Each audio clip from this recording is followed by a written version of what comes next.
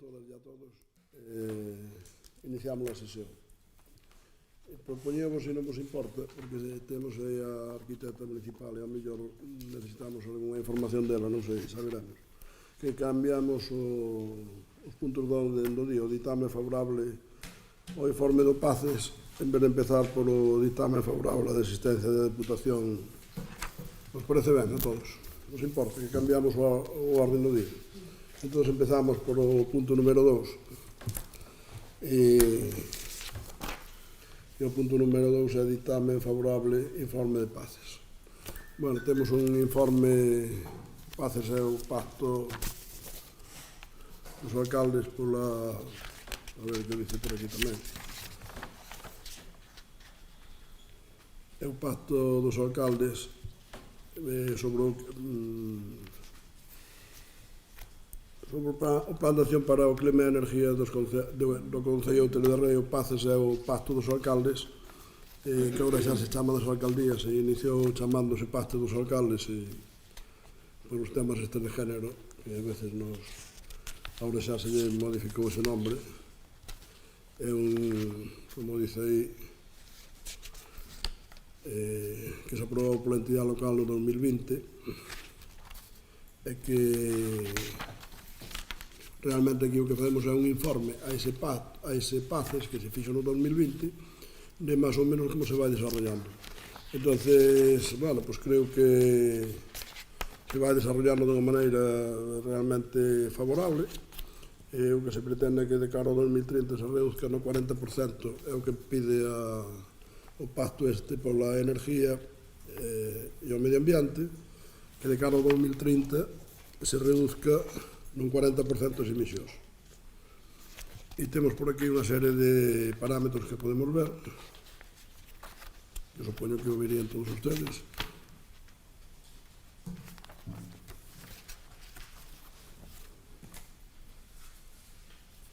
Compromisos climáticos y pacto de las alcaldías para el clima y la energía. Por eso aquí dice para las alcaldías. El clima y la energía en el municipio de Outeiro de Rei.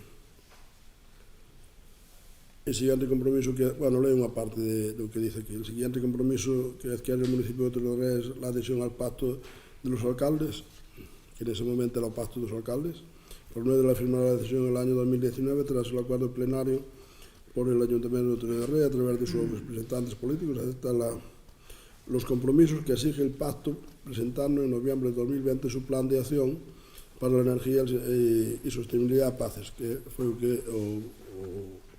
o plan que fixamos no 2020, aprobado en Junta de Gobierno por la entidad con un objetivo de reducción del CO2 del 40% para el año 2030.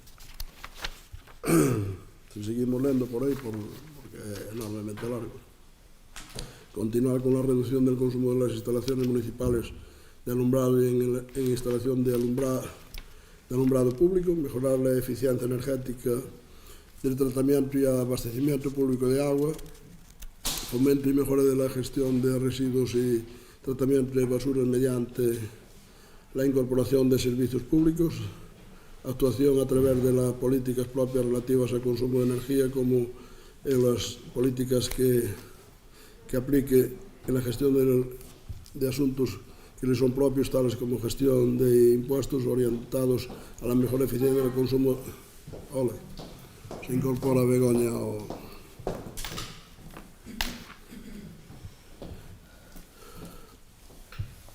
en el sector del transporte de cara a aumentar la movilidad peatonal y ciclista, que se dirigen al cambio en los modos de transporte de automóvil basado en la combustión de carburantes, siendo por lo tanto una fuente importante de emisiones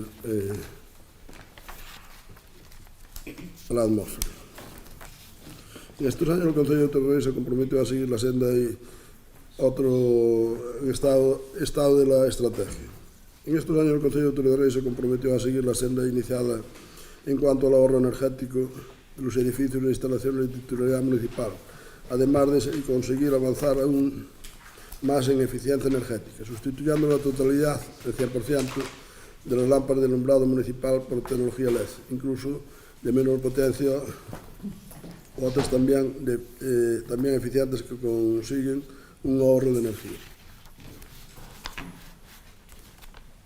Aparte, las actuaciones realizadas en ahorro energético de los edificios e instalaciones de alumbrado de titularidad municipal en el Ayuntamiento de Outeiro de Rei finalizó la totalidad de las actuaciones de movilidad urbana sostenible contenidas en el Plan de Movilidad del año 2017, que contemplan las actuaciones a desarrollar en los años siguientes en cuanto a la ordenación del tráfico, el fomento de la peatonalización y la movilidad ciclista con el uso de la bicicleta. En estos 2 años, el Concello de Outeiro de Rei también trabajó en el desarrollo del proyecto de intercambio y recogida de selectiva de diversos objetos, emplazando en las inmediaciones del punto limpio que alberga la autorreparación y el intercambio de objetos que llegan al punto limpio. Este proyecto promueve la sostenibilidad ambiental y reduce el impacto ambiental para aumentar y proteger materias que pueden ser recicladas, reutilizadas o compostadas. Además, se siguió trabajando en la implantación de la recogida selectiva mediante la distribución de contenedores específicos de composteros de materia orgánica, en la que el Ayuntamiento fue pionero en la provincia, siendo el primer municipio. Eu creo que fomos pioneros en Galicia, que me parece que somos o primeiro municipio que instalamos o contenedor marrón. Isto digo eu, non o pongo aquí. En súa implantación tamén se seguirá trabajando en notar os distintos puntos de consumo de contenedores de recogida selectiva de vidrio, plástico, etc., además de concienciar a la población en la necesidad de su utilización, que tamén se fixeron programas de concienciación.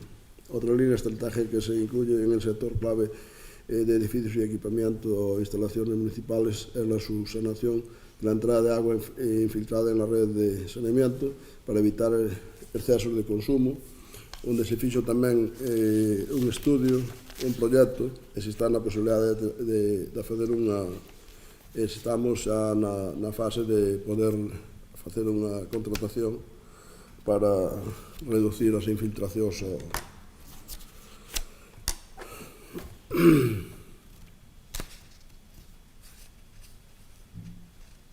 E despois hai unhas metas específicas, indicadores específicos de acción, indicadores de mitigación. Bueno, sería enormemente largo. Leín algunha cousa que me parecen significativas, que me parecen importantes, que xa o Concello levou a cabo ao largo destes anos, que incluso cando se fixo Paces xa había certas cousas que estaban postas en marcha. E bueno, creemos que estamos na línea adecuada e, bueno, ahora realmente o que temos que facer non é, non sei, podemos falar o que queiramos, pero o que vimos a fazer agora en este punto do orden do día é aprobar o informe, o primeiro informe de seguimiento e medidas de adaptación, plan de acción para o clima e a energía do Concello de Outeiro de Rei. Non sei se queren comentar algunha cousa ou queren dicir algo. Darme 3 ou 4 folios. Teño aquí detrás, estou utilizando. Vai querer dicir algo? Carmen. Como? Pois Carmen. Son dos minutos, perdón. Chámame a atención que dentro do punto 5, ahora non localizo, o punto 5.2 de avaliación do grado de execución, coméntase que unha das razóns que leva este Concello a retrasar o cumprimento de certos obxectivos sexa a resistencia ao cambio por parte do mesmo Concello. O parecer, tampouco se refire en concreto ao goberno ou á xente que conforma o Concello, a poboación. Eu quero pensar que se refire ao goberno que conforma o Concello. O parecer, aconsellase neste seguimento unha planificación cuidadosa e axeitada, unha axeitada xestión. Esperemos que esta maneira de levar a cabo cada un dos procesos se vexa mellor enfocada para cada dos objetivos marcados canto antes, porque hai bastantes objetivos que están en proceso ou foron paralizados por, entre outras cousas, por falta de recursos económicos, menciona aquí outra vez a resistencia ao cambio e por falta de planificación e priorización. Por outra banda, tamén quería comentar que é triste ver que todos os cartos investidos para mitigar eses efectos do cambio climático ás veces acaben mal utilizados. Por exemplo, investíronse 1.835.786 euros en obras de peonalización e uso da bicicleta. Destes, 97.785,96 foron para a senda que vai da estrada de Castro a Bonxe, 345.658,3 céntimos na que vai de Outeiro de Rei a Guillar. Son moitísimos cartos, vémolo todos. Partes destas sendas teñen o defecto de que o ciclista ou a ciclista, ou peón a peón que pase por elas, vaise topar cun poste da luz no medio ou tamén con ervas. Sí, eso pasou mesmo. Ou tamén con ervas que van comendo o piso utilizado, o material utilizado para elaboralas. Por outra banda, teño que comentar algo. Cando viña para aquí, vin que se estaba facendo algún tipo de mantemento da senda que vende de Bonxe a estrada de Castro. Penso que unha cousa así teria que facerse regularmente, porque senón todos estes cartos investidos, que son moitísimos cartos de todos os contribuintes, van desaparecer entre a maleza. Penso que hai que planificalo con antemán, nada máis. Sí, señora Alcalde. Faremos algunhas apreciacións ao respecto do informe que se presenta para o dictame, para a aprobación do Pleno, e permítame que empece por unha que ten que ver con algo que eu lle dixen a última vez que estuve aquí neste Pleno, que é que hai que ser honrado, pero tamén hai que parecelo. Se aposta pola transparencia e a colaboración, dicía vostede entón, leal, cos grupos da oposición, non parece que teña moito aquel que un informe que se ten en maio se proporciona a final de setembro, que se participe os grupos da oposición con menos de unha semana de antelación, 43 documentos do que algún ten 85 páxinas, como é o informe inicial, ou se nos pide hoxe avaliar un informe de máis de 30, con datos bastante densos. Podían ter facilitado esta información con anterioridade sin ningún tipo de problema. Eu sei que non podía vir a pleno antes, pero podíase ter facilitado. Despois, o informe que se nos presenta, señor alcalde, ten puntos que a nós nos fan estar en contra. Xa lle adianto que votaremos en contra do dictame. Fálase, por exemplo, e voulle sinalar algúns deles, e son puntos que sinala o propio informe, e o seu propio asesor técnico, non somos nós, que, por exemplo, a reducción do CO2 ten como sectores prioritarios ou sectores clave, así o dice o informe, o residencial privado e o de transportes, que son dous campos nos que prácticamente non se ten feito ningunha actividade ao respecto. O análise de inicio, nin tampouco este informe de seguimento, recollen eventos extraordinarios que afectan a xestión do medio ambiente, como os vertidos de augas residuais ou as rupturas de tubaxes de auga que fan perder centos e centros de metros cúbicos de auga, e non aparecen na súa análise nin como risco, nin como efecto secundario. Como vostede dicía agora na introducción, moitas das medidas que se consideran completadas dentro do ámbito do PACE xa estaban aplicadas antes do PACE. Non ten sentido que, por exemplo, así o do informe, o 50% das lámparas xa estiveran sustituídas antes do PACE e agora se venda como éxito do PACE. Dícese no informe que o paso do gasoducto propiciará o establecemento de industrias de produción de gas e plantas de biogás. Verá vostede, eu non teño constancia de que Outeiro de Rei sexa un polo punteiro na industria de xeración de biogás no país, co cal esta afirmación parece un tanto gratuita. Fálase de novo do sector residencial como un sector, e así o deu o seu informe, non o digo eu, un sector en el que todavía non se ha realizado actuaciones hasta el momento en el Ayuntamiento de Outeiro de Rei. Pero cando vexo os indicadores de cumprimento, aparece como cumprido, co cal ou fallan os indicadores, o seguimento a través de indicadores, ou fallan os presupostos do plan. Fálase da creación dunha oficina técnica específica para asesoramento de veciñanza, que hasta onde eu sei, ou podo equivocarme e pedir desculpas se é así, non existe, ou polo menos non está publicitada no espacio web do Concello. Falan, e xa vou rematando, e fala o seu informe, na línea do que dicía a compañera do Partido Socialista, fala o seu informe de 3 factores que son esenciais neste ditame de seguimento do PACE. En primeiro lugar, son citas textuais, existen desviaciones entre el progreso real y el esperado.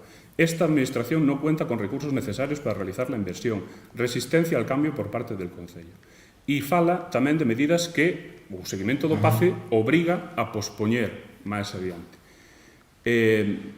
Fala, xa remato, de medidas que non entendemos cal é o seu obxecto, non entendemos cal é a súa utilidade para un concello como Outeiro de Rei, como o estudio da inundabilidade do municipio, para o que se prevé un coste estimativo de 100.000 euros, mellora no sistema de drenaxe de carreteiras, que cuestionamos que sexa unha competencia municipal, pero que ten un orzamento previsto de 480.000 ou sistemas de alerta temperá de 450.000 euros. Díxose aquí neste pleno que non había cartos para limpar os beirales das pistas 2 veces ao ano, pero ao parecer, dentro destas medidas, parece que vai haber 450.000 para colocar drons nos montes, en vez de limpar as parcelas. Dicía vostede, falamos o que queiramos, falemos tamén, señor alcalde, de que vostede non cumpre os seus propios compromisos. Nada máis, gracias.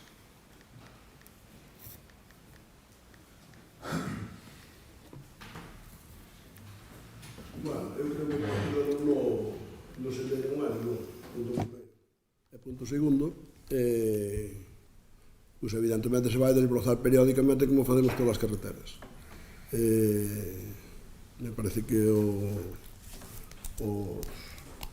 as obras que nos facemos de calquer tipo, me vale igual as carreteras que os edificios, que calquer outro tipo de servicio, cando os facemos os conservamos.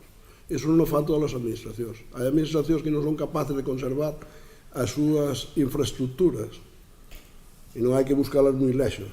Nosotros, hasta ahora, sí que fomos capaces de conservar todas as infraestructuras que fomos creando. E mira que creamos cantidad de infraestructuras de todo tipo, pero cantidad enorme. E outro día oía en algún sitio que non se podían manter algún tipo de infraestructuras en algún tipo de administración. Eso me parece impresentable. Nosotros sí que o vamos a facer. E evidentemente, usted me dice que viu ahora que estaban empezando a traballar. Pois non sei se estaban empezando ou non, ou que se está programado e que se van a volver a limpiar, porque evidentemente xa empezan a ter unha cantidad de ervas importantes, entonces se van a volver a limpiar. E usted pode estar tranquila que vamos a manter esas vías que creamos tamén en perfectas condicións, como mantemos todo tipo de servicios e todo tipo de infraestructuras. O vimos facendo desde sempre e o seguiremos facendo, porque eu sempre penso que unha infraestructura que non se pode manter é mellor non creala. Entón, desde ese punto de vista, pode estar usted tranquilo. Non sei o representante do BNG que quere decir que hai que ser honrado a parecelo, porque aquí creo que falamos de servicios, non falamos de outro tipo de temas, me parece a min. Eu creo que a honradez se debe de ver a outro tipo de cousas. Non estou moi seguro, pero me parece que o é que ustedes queren tergiversar e deixar sempre cousas así que queiran impactar, que evidentemente non lles dá resultado, porque levan facendo eso desde que existe o BNG en este concello, e mira que leva tempo. Leva tempo na mesma situación, pero leva tempo sempre facendo o mesmo. Entón, o de honraos, de selo e parecelo, pois eu entendo que, desde logo, desde o punto de vista dese punto, ningún membro do Partido Popular vamos a aceptar que ni nos somos, e entendo que o parecemos tamén, pero que o somos perfectamente, como mínimo, a nivel de calquer outro representante de calquer outro partido. Eso como mínimo. Que, volvo a insistir, non sei a que ven o tema, nun tema que estamos falando dun informe que se pode estar de acordo con ele ou non, pero non sei que ten que ver con honradez, vale? Informe en menos dunha semana. Hombre, eu creo que hai unha legislación que é para todos e que temos que adaptarnos en todas as administracións e ustedes virán aquí pensando en que van a fazer o seu traballo, digo eu. Creo que lle demos os temas en plazo, me parece que lles demos. Ou é que ustedes son especiales e hai que darlo dunha maneira especial aos do bloque de Outeiro de Rei, porque eu cando vou a outra administración non mo dan dunha maneira especial, nos los dan no plazo que temos e nosotros non vamos a queixarnos se nos dá tempo ou non nos dá tempo. A mellor temos que traballar máis, pero bueno, é o que teñen que fazer ustedes, a mellor, traballar máis e máis rápido. Entonces, se lle mandamos un informe en menos dunha semana, pois é que se podíamos mandar en 2 días. Claro, entonces, que van a votar en contra, bueno, pois é moi difícil que ustedes voten a favor. Eso é moi difícil. Pero non pretendemos eso. Nosotros pretendemos que a favor esteñan a maioría dos veciños do Outeiro de Rei, non que esteñan os do bloque. O bloque, sobre todo os seus dirigentes, evidentemente non buscamos que esteñan a favor noso, porque ademais non coincidimos prácticamente en nada. En nada. Vertidos de aguas residuales, pois pode haber algún vertido, pero eso é anecdótico. Realmente, neste concello non suele haber vertidos de aguas residuales. E usted cando dice que dixen eu que algunhas medidas estaban antes de paces, pois eso, usted o quere criticar, eu o digo como algo importante, porque nosotros xa estábamos traballando nesa línea desde fai moito tempo, non esperamos ao PACES, non esperamos ao Pacto de Energía que propón a Unión Europea, nosotros xa traballábamos en eso antes, e evidentemente o incorporamos ao PACES, só faltaba que non o incorporáramos. E a oficina técnica pois será unha cousa que se pondrá poñer ou non no futuro. Evidentemente hai cousas que están ben que se fagan, pero este pacto é de cara ao 2030.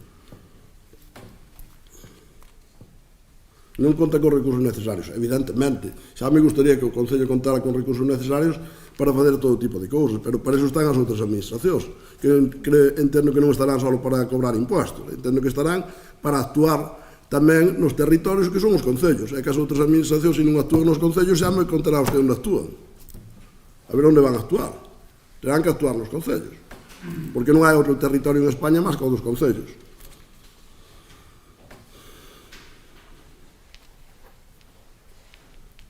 Estudio de inundabilidade. Pois este é un concello que realmente non o necesita moito, pero bueno, é un tema que tampouco está mal cando se pode facer.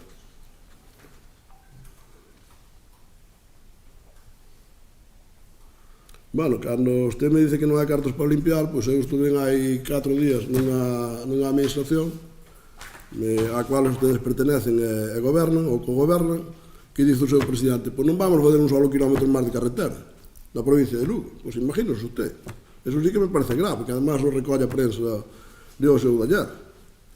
Nosotros desbrozamos unha vez ao ano, que é o que fan a inmensa maioría das administracións, algunha máis tarde ainda que a nós, e me parece que é lógico, e que está bastante ben. E según en que casos especiales, a veces desbrozamos máis dunha, e un deles vai ser estas sendas peatonales, que evidentemente, para circular os peatós, pois a veces teñen máis problemática, e creemos que, e en algúns casos, como son campos da festa, como son zonas especiales, pois a veces limpiamos máis dunha vez. Pero, de forma general, creo que con desbrozar e limpiar perfectamente as cunetas, con un desbroce perfectamente feito, incluindo cortafuegos polo monte, creo que facemos un labor que estamos ao nivel de calquera concello, sobre todo os que gobernan ustedes, pero perfectamente ao nivel deles, e por encima. E creo que non me quedan máis cousas.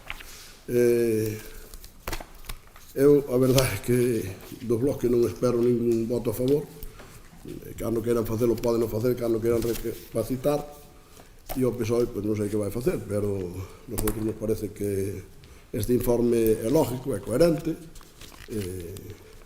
demostra además que vamos avanzando, que corregimos xa nunha parte importante, pero tendremos que contar con outras administracións e, evidentemente, unha intensidade importante e con inversións importantes para que se poida levar o PACES en Outeiro de Rei ou en calquer outro concello, porque volvo a insistir, xa me contarán que fan as resto das administracións, empezando pola Unión Europea, seguindo polo Estado, acabando pola Xunta de Galicia, se non fixeran inversión nos concellos. Pois non sei onde se iban facer. Entonces, tendrán que facer inversións de todo tipo. Más ben, tendrían que dedicar ingentes cantidades de dinero que deu a Unión Europea, que nin están justificadas, nin se sabe onde van, nin se sabe casi como podemos facer para que cheguen os concellos. Realmente con unhas grandes dificultades. Que por si fora pouco, encima cando nos dan algunha subvención, pois case nos queren asfixiar, non sei se fan a propósito ou non, en pagarnos tarde e arrastro. Entón, o cual me parece que é impresentable por parte das administracións onde ustedes teñen a responsabilidade de gobernar. Estou falando ahora mismo do Estado, que ten grandes deudas con este Concello, que non me explico por qué. Porque entendo que cando unha subvención está aprobada, cando se justifica o que hai que fazer é pagala. E se non é así, pois o que se está facendo é incumplindo. Incumplindo ao mellor, non sei hasta se de forma máis alá de administrativa, non? Non sei se queren fazer algunha outra intervención. Vamos a pasar a votar. Votos a favor do informe do Plan de Acción para o Clima e a Energía do Concello de Outeiro de Rei. Votos a favor? 9. Votos en contra? 3. Abstencións? 1. Pois queda aprobado con 9 votos a favor, 3 en contra e unha abstención. Entonces, bueno, ahora si queres. Pasamos ao punto primeiro que invertimos antes.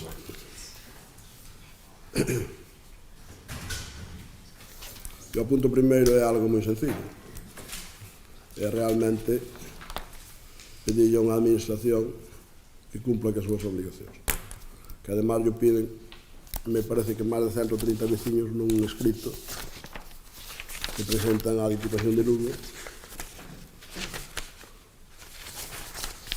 os veciños de,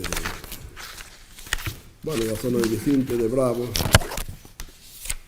dicen que cabezan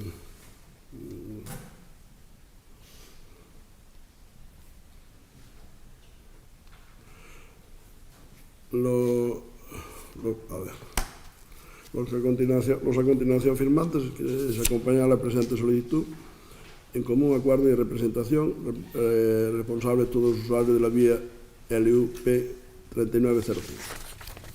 Entonces envían un escrito a la Diputación diciendo algo evidente, ¿no? Diciendo algo que é o que vimos a reiterar nosotros aquí, que reparen, que fagan unha reparación urgentísima, porque hai un alto riesgo de accidente, de deterioro de vehículos, e que se faga despois unha reparación integral. Por que sucede isto? Pues sucede porque os gobernos do PSOE e do Bloque, desde que chegaron á Diputación, que fai xa bastante tempo, por desgracia, para a provincia, pois non se volveu a fazer ninguna reparación seria, máis alá de facer, poñer algún pegote tapando algunha fachanca. Pero como eso realmente unha carretera que ten un certo tráfico, que ademais vai de un concello a outro concello, pois realmente eso é impresentable no siglo XXI. Pero bueno, tampouco é que me extrañe tanto, non? Porque visto o que pasa na A6 e no Nacional 6, pois gobernadas polo mesmo tipo de goberno, pois tampouco me extraña tanto. Pero o que está claro é que aquí hai 130 señores que poñen 130 firmas, con seus nombres, apellidos e DNIs, que se dirigen á Diputación, e nosotros como Concello, porque xa non é a primeira vez que o facemos, claro, evidentemente non vamos a remolque destes veciños. Vamos a reiterar unha vez máis á Diputación de Lugo que realmente cumpla as súas obligacións. Non vou utilizar o argumentario porque xa o temos aquí, solamente vou a ler os puntos. Polo anterior, o Concello de Outeiro de Rei solicita como medida urgentísima o taponamento das fochancas que tanto dano causan diariamente a inseguridade. Segundo o exposto, medida que en ningún caso parece non suficiente e considerámoslo absolutamente provisional e urxente. Isto tamén o dicen os veciños. O urxente arranxo integral da citada vía en condición de parámetros actuales normais e eficientes en todos os seus elementos constructivos. Terceiro, apoio desta corporación, que é polo que facemos isto, fundamentalmente. Aquí simplemente, nestes dous puntos primeiros, o único que facemos é recordar o que dicen os veciños e o que é evidente e o que calquera pode comprobar pasando por ali. Apoio desta corporación a petición dos veciños antes citado ante a Diputación Provincial de Lugo. Exixencia do Pleno deste Concello de Outeiro de Rei á Diputación Provincial de Lugo de que cumpra que as súas obrigacións respecto ao cuidado e a conservación das vías provinciais en xeral, en concreto a LUP 3905. Entonces, realmente, tampouco me vou estender moito, porque non é porque non merezca, porque isto podíame dar aquí para traer, pois eu que sei. Non sei exactamente cantas carreteras temos provinciales, pero polo menos 4 ou 5 fotos da inmensa maioría delas onde vexamos as fochancas que hai. Pero eu dou por suposto que ustedes que son concejales deste Concello as conocerán. Se non as conocen todas, conocerán algún, e conocerán o estado de deterioro que teñen as carreteras provinciales neste Concello. Que, por desgracia, non o teño só neste Concello, porque se tuveran só neste Concello e a Diputación lle puñera voluntad, podía reparar rapidamente. Pero como non lle debe poñer moita voluntad, porque vexo que nunha parte importantísima de concellos, polo menos nos que eu conozco, polos que eu transito, pois unha boa parte deles teñen carreteras en estado lamentable como a nós. E evidentemente eu cando estou neste pleno non teño que falar do resto da provincia, que non é a miña misión, pero o que sí teño que falar e o que sí teño que exigir é a unha institución que ten unhas obligacións, que usted me decía, porque tiñamos unhas ervas nun nunha vía peatonal, e me dice porque non desbrozamos 2 veces ao ano, e resulta que non lle dice aos seus compañeiros como temos as carreteras cheas de cochancas. Realmente, me parece que ustedes o que están utilizando é unha doble vara de medir. O que veñen a maioría das veces é tomar o pelo aos vecinos do Outeiro de Rei, porque senón, eu se realmente tuveran as carreteras da Diputación na situación que está, e levara gobernando nela 20 anos, e fora o meu partido, desde logo que calao non estaría, calao non estaría, eso está claro. Entón, por lo tanto, pues eu pídolles que apoyen esta proposta do equipo de goberno e que ya trasladaremos á Diputación, espero que teña efecto. Xa fixamos algunha vez máis, algunha cosa destas. Non o tuvo, pois xa veremos a ver se a base de insistir, a base de poñer colorados aos responsables da Diputación, e eu creo que tamén se deberían poñer colorados os seus correligionarios neste Concello, pois se realmente fan o mínimo que é cumplir as súas obrigacións de manter unhas infraestructuras que están feitas desde fai moitos anos, porque novas non fixaron ningún, máis ben nos foron cedendo algunhas, que a veces hasta o Concello asume parte de carreteras da Diputación e a Xunta tamén asumiu algunha, porque hai algunha carretera que nos últimos anos da Diputación tamén nos asumiu a Xunta e o Concello tamén asumiu algunhas. Entonces, non sei, tendremos que seguir facendo cousas destas, pero me parece que é impresentable porque cada administración ten que responder e actuar nas infraestructuras que lle tocan. Por lo tanto, espero que apoyen esta proposta. Non sei se hai algunha intervención. Non. Por parte do BNG, tampouco. Non me extraña. Vamos pasar a votar. Votos a favor da proposta. Bueno, espero que teña algún resultado e que teña algún efecto. Unanimidade. Espero que, aunque non nos fagan caras ao norte, lo fagan ustedes. Xa veremos.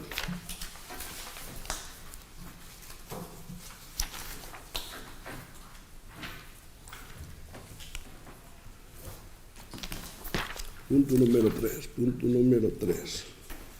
Moción do PSOE relativa á presentación dos orzamentos de 2024 e a conta xeral de 2023 en plazo.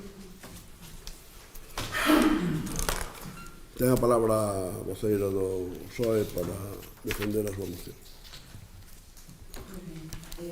O artigo 162 do texto da Lei Reguladora de Facendas Locais define os orzamentos xerais das entidades locais afirmando que constitúen a expresión cifrada, conxunta e sistemática das obrigas que, como máximo, poden recoñecer a entidade e os seus organismos autónomos e os dos dereitos que prevexan liquidar durante o correspondente exercicio, así como das previsións e ingresos e gastos das sociedades mercantís cuxo capital social pertence íntegramente á entidade local correspondente. Tamén, en resumo, afirma que é o documento no que se materializa e cuantifica o programa de goberno do seu presidente, que utilizará para levar a cabo as súas determinadas políticas. Así mesmo, despois de especificar cales son os principios orzamentarios e cal debe ser a estrutura dos mesmos, explícanos o tema da elaboración e aprobación do orzamento e di que antes do 15 de setembro remitirase á entidade local a mesma documentación referida a cada un dos organismos autónomos, formado polo seu presidente, aprobado pola Xunta ou Consellos de Organismo, e sociedades mercantís, formado polo seu presidente, aprobado polo Consello de Administración da sociedade, que dependan da entidade local.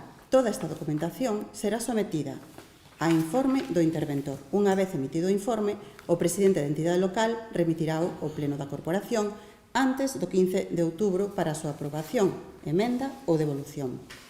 Ademais, aclara que será o Pleno o que aprobe ou non o documento íntegramente e será exposto ao público no boletín oficial da provincia durante 15 días.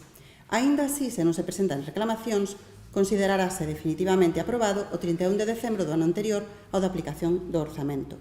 Se ao iniciarse o exercicio non dera entrado en vigor o orzamento correspondente, prorrogarase automáticamente o do exercicio anterior. Todo isto sabémolo moi ben. En definitiva, podemos resumir que o orzamento municipal é o documento que explica como se xestiona o diñeiro público durante un ano.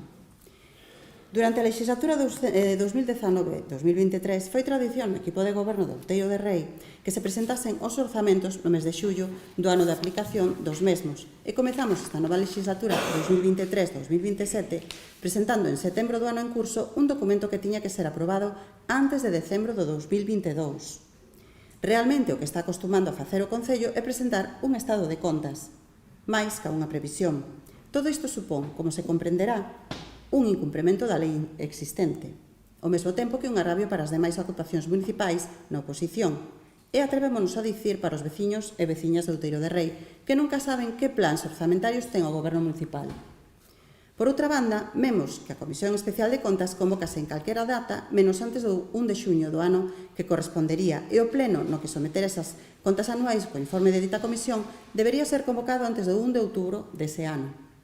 Deste xeito, todo o proceso de presentación xa se verá alterado de unha ou outra maneira, sendo os veciños e veciñas deste Concello os máis prexudicados por semellante maneira de actuar.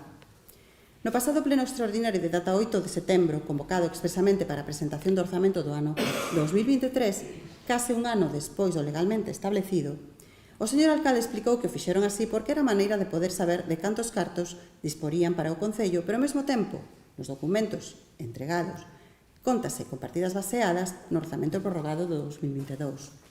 Sexa o que for, este importantísimo documento non se elaborou no seu tempo e forma según indica a lei. Por todo anterior, propoñemos os seguintes acordos. Que o actual equipo de goberno cumpra a lei vixente e presente os orzamentos para o ano xa do 2024 no seu tempo legal. E que o actual equipo de goberno cumpra a lei vixente e presente a conta xeral do ano 2023 no seu prazo legal correspondente. Nada máis, grazas.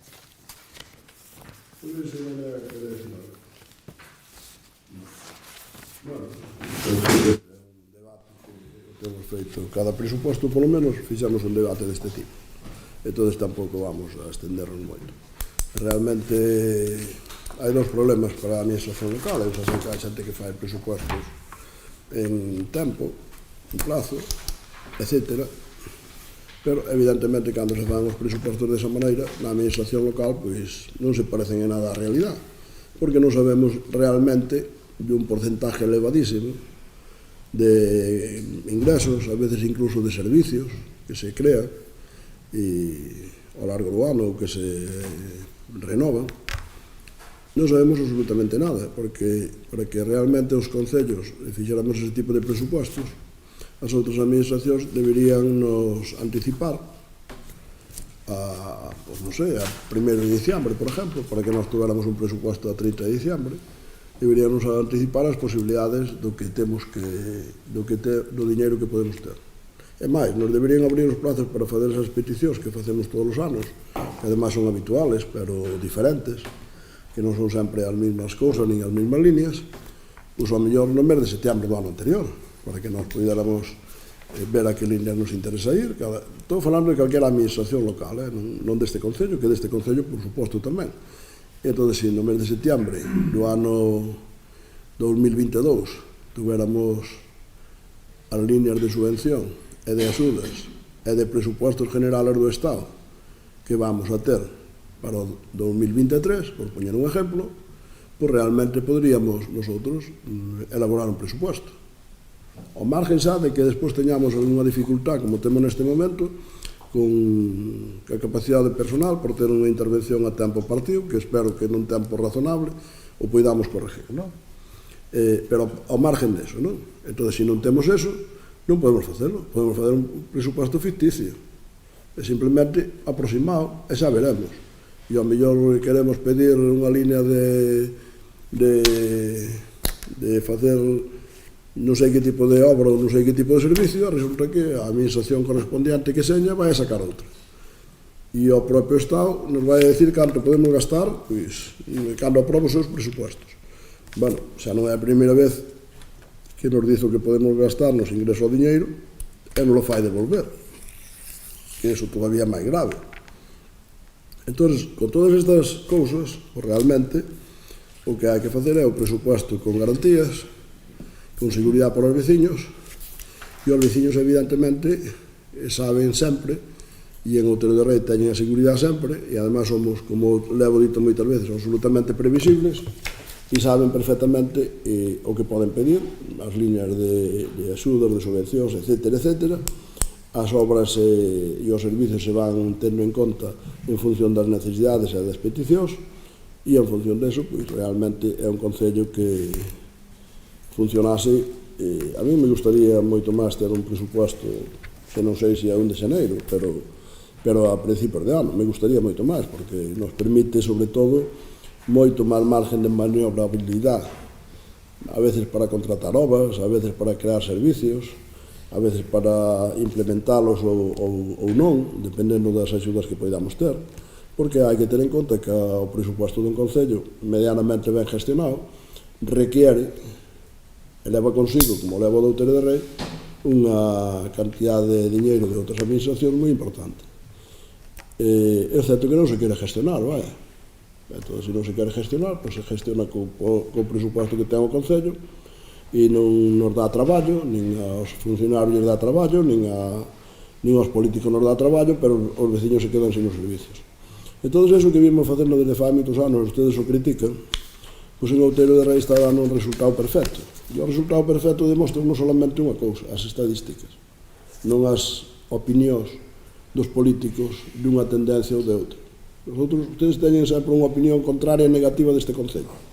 E son os únicos que a teñen, porque nin a ten a maioría dos veciños, nin a ten a xente que ven de fora. Todo ao contrario. Mira que se empeñan en ser negativos, que son, se realmente lles fixeran caso á propaganda que fan ustedes, a xente iríase de Outeiro de Rei todo. Pero de onde se vai generalmente a dos concellos que gobernan ustedes? É de onde se vai. Realmente de onde se vai. Se collemos unha estadística e vemos os concellos da provincia, ou se vemos onde nacen nenos, por exemplo, que é unha estadística tamén moi importante, pois non fai moitos días que saliu no Progreso, hoxe saliu tamén na Voz, pero na Voz deberonse olvidar de Outeiro de Rei, como debe ser un dos concellos que máis nenos ten, deberonse olvidar. Pero esa é a realidade das cousas. E evidentemente, pois a min, vou insistir, me gustaría ter un presupuesto no mes de xaneiro, no mes de febreiro.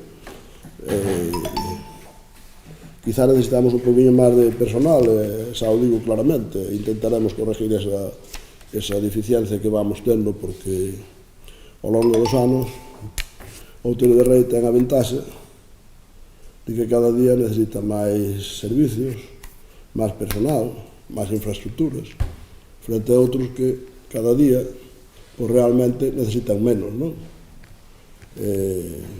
Eu prefiero estar, é máis cómodo estar nos que necesitan menos, é máis cómodo estar e gobernar os concellos que cada día teñen menos habitantes, e que cada día necesitan menos infraestructuras. Claro, menos habitantes, menos infraestructuras.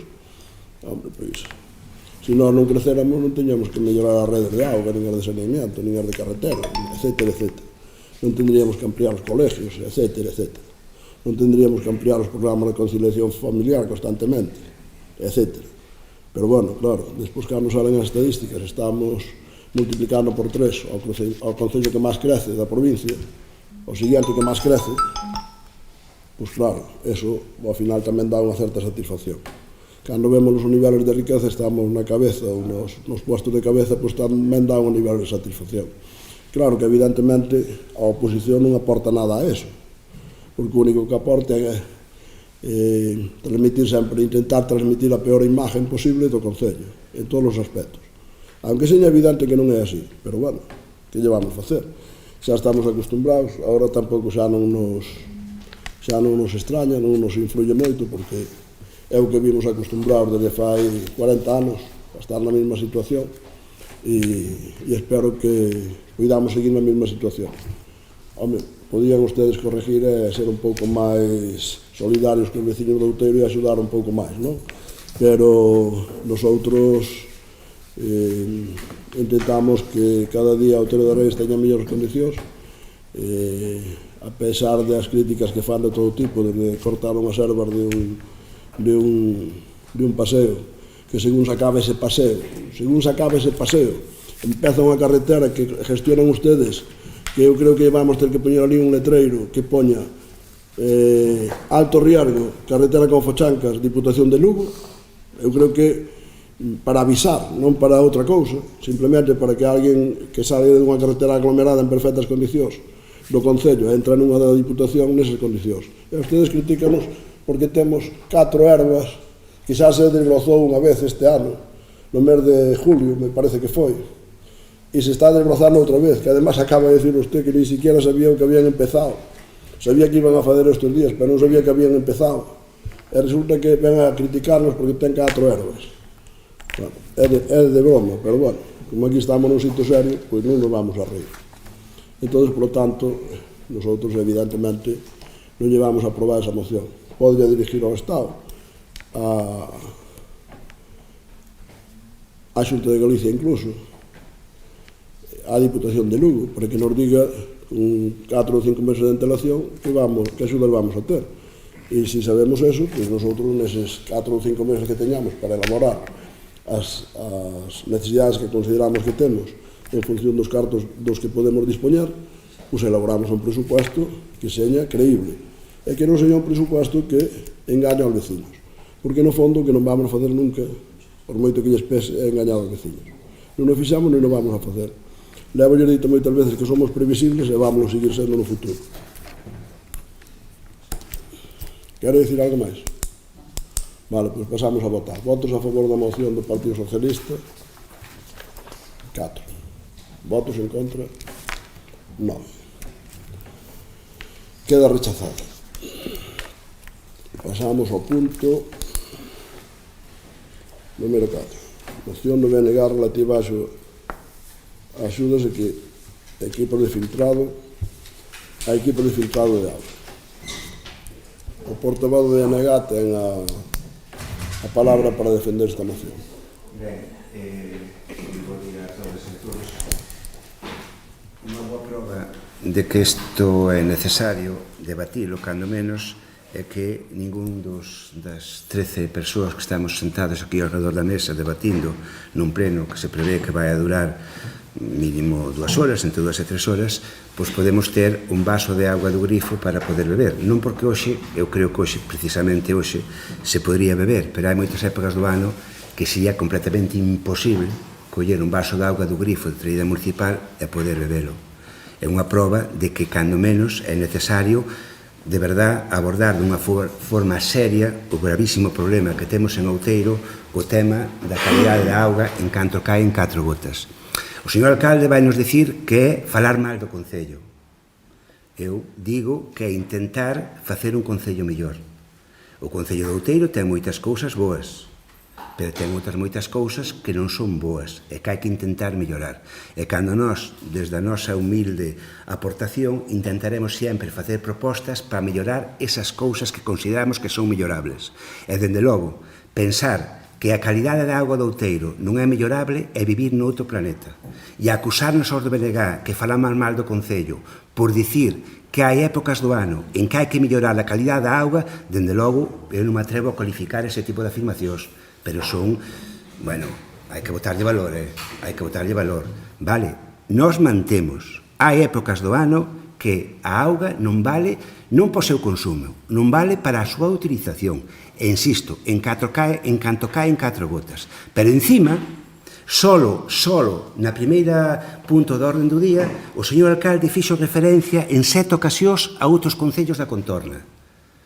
Que o faga tamén na calidade da auga. Porque eu son, na miña casa, cando me prometo que é así, teño ido que irme duchar ao Concello de Begonte. Porque teño a suerte de ter familiares no Concello de Begonte, porque me daba medo meterme debaixo da auga da ducha da traída municipal. Xa non digo para consumila, para bebela ou para cociñar. Vale? E quen dice Begonte pode fazer exactamente igual no Concello de Lugo, onde en calquera época do ano se pode con toda tranquilidade coller o vaso e beber auga do grifo. Como fixeron? Non sei, se non saben, pregunten, caramba. Eu cando non sei facer unha cousa, pregunto. E non me dá ninguna vergonza preguntar a quen sabe facelo ou a quen foi capaz de solucionar o problema. O que non pode ser é manter unha situación como é a calidade da auga en certas épocas do ano, que depende dos días que chova o ano. E máis, tendo en conta que as tasas de enganche en Outeiro de Rei por ter acceso ao servicio, un servicio que é esencial para a cidadanía, son, eu non sei se son as máis altas da provincia, pero cando menos son das máis altas. das máis altas, 1.200 euros por engancharse ao servicio, ou un servicio básico, como é a calidad da auga. Comparemos tamén co que pagan noutros concellos da contorna por eso mesmo. Hai que ter en conta que a auga é algo que non é privado, é un ben público. Inda que teñamos un pozo na nosa casa, a auga do pozo nós temos o permiso, entre comillas, para utilizar esa auga. Pero a auga é pública porque é un ben esencial. Sin ela non se pode vivir. En calquer momento, o Estado, unha administración superior, pode vir e utilizar esa auga en ben común, co cal é imprescindible dar ese servicio con un poquinho de calidad ao conxunto da cidadanía. Dado que, a pesar dos centos de miles de euros que se levan gastado, teóricamente, para solucionar este problema, e o problema non só o solucionas, non cada inverno ainda é peor, nós propoñemos, mentras tanto, sendo un apaño, por así decirlo, porque eso non é unha solución definitiva, ni moito menos, cando menos, e partindo da base, que non poñemos en dúbida, que a calidade da auga a nivel bacteriolóxico non ten problema, cando menos dotar as familias que pagan ese servicio e non o teñen durante certas épocas de equipos que lles permitan facer o filtrado correspondente para cando menos poder utilizar para algunhas cousas a auga da traída municipal nesa época, insisto, en que non se pode usar. Non se pode. Eu non me vou meter e non vou afirmar o que non sei, non vou dicir que non seña potable. Agora, calquera que ve baixar do grifo, calquera que pon nunha xarra, calquera que pon nun vaso, non se lle ocurre usar nin para cociñar. Que é imposible, non se ve o fondo dun vaso, por exemplo. Vola nun lavabo e non ves o fondo do lavabo. Como vas a usar esa auga para cociñar se non ves sequera o fondo do recipiente onde está a auga, non? Entón, para eso sí que é certo que son moi efectivos, os equipos que non son excesivamente caros, inda que depende sempre da capacidade adquisitiva das familias, que sí poden solucionar en parte ese problema. Entón, nos propoñemos, mentre que non sea capaz de solucionar ese problema, que se subvencione ese tipo de equipos para as persoas que están enganchadas á traída municipal. Eu sei que o ideal sería, por exemplo, facer unha proposta para que se bonificara o IBI, etc., pero iso está perfectamente tasado na lei, que é o que se pode bonificar ou non, o que non se pode facer. A única forma que vemos é a sacar unha liña de axudas precisamente para aquelas persoas que quixeran dotarse destes equipos, mentras tanto, non sei, o Concello non soluciona ese gravísimo problema que temos en Outeiro e que é imprescindible solucionar para mellorar o noso Concello. Punto. Vou dicir que me vou abster porque penso que isto é un parche que realmente o que hai que facer é exixirlle ao Concello que exerza a súa competencia, que tenga competencia sobre o abastecemento de auga potable, a evacuación e tratamento de augas residuais. O que ten que facer é solucionar de vez ese problema. Quero lembrarlles que no ano 2010 Xosé López Orozco, o antigo alcalde de Lugo, que supoño que lembrarán, ofreceu a todos os concellos limítrofes a posibilidade de compartir a auga saída da que era daquela a nova planta potabilizadora que instalaran en Lugo. Vostedes fixeron, estaba vostede, señor Pardo, fixeron caso omiso, e así continuamos. Bueno, perdón, non fixeron exactamente caso omiso. Comentou vostede daquela que xa tiñan solucionado o problema, o tema, o asunto da auga coa inauguración da etapa do 2009. Estamos falando no 2010, sería o ano seguinte. Pero parece que non está o tema resolto. Nada máis. Bueno.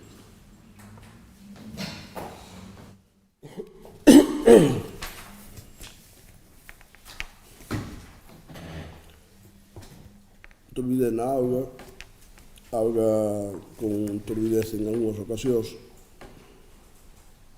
concellos da contorna, precio das tasas máis altas, centos de miles de euros invertidos. Casi todo iso é verdade, casi todo. Solamente hai unha cuestión, que, por exemplo, no Concello de Lugo, eu vou me referir ao Concello de Lugo, porque como son ustedes os responsables do Concello de Lugo. Nos outros concellos non me vou a referir, porque ustedes non son os responsables de gobernarlos, entonces me parece unha intermisión nos outros, no que están facendo outros concellos. Ustedes no Concello de Lugo, os responsables do Concello de Lugo non teñen ningún problema de que, por exemplo, aí en Meilán, a auga teña turbidez. Ou, por exemplo, eu que sei, en San Juan do Campo, que é unha parroquia de Lugo. Non conozco todas as parroquias de Lugo, pero sei de algunhas. Saben por que non teño ningún problema? Saben por que non teño ningún problema? Porque non teñen auga. Entón, nin necesitan unha tasa alta, nin necesitan resolver o problema de turbidez. Porque, como non lles suministran auga, onde está o problema? Claro, se non lles suministráramos auga, nada máis con o núcleo de población de Outeiro de Rei, pois podíamos ter unha depuradora en perfectísimas condicións, podíamos cobrarlles 0 euros pola auga, de tasa de enganche, e sin ningún problema.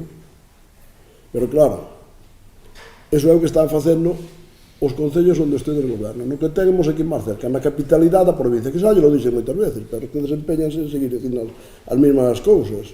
E ustedes empeñanse en seguir dicindo que o Concello de Outeiro de Rei ten cousas boas, só faltaba que ustedes non reconoceran que teñen cousas boas, que entón xa sería o colmo, entón sería de risa, se non estuéramos en un sitio serio.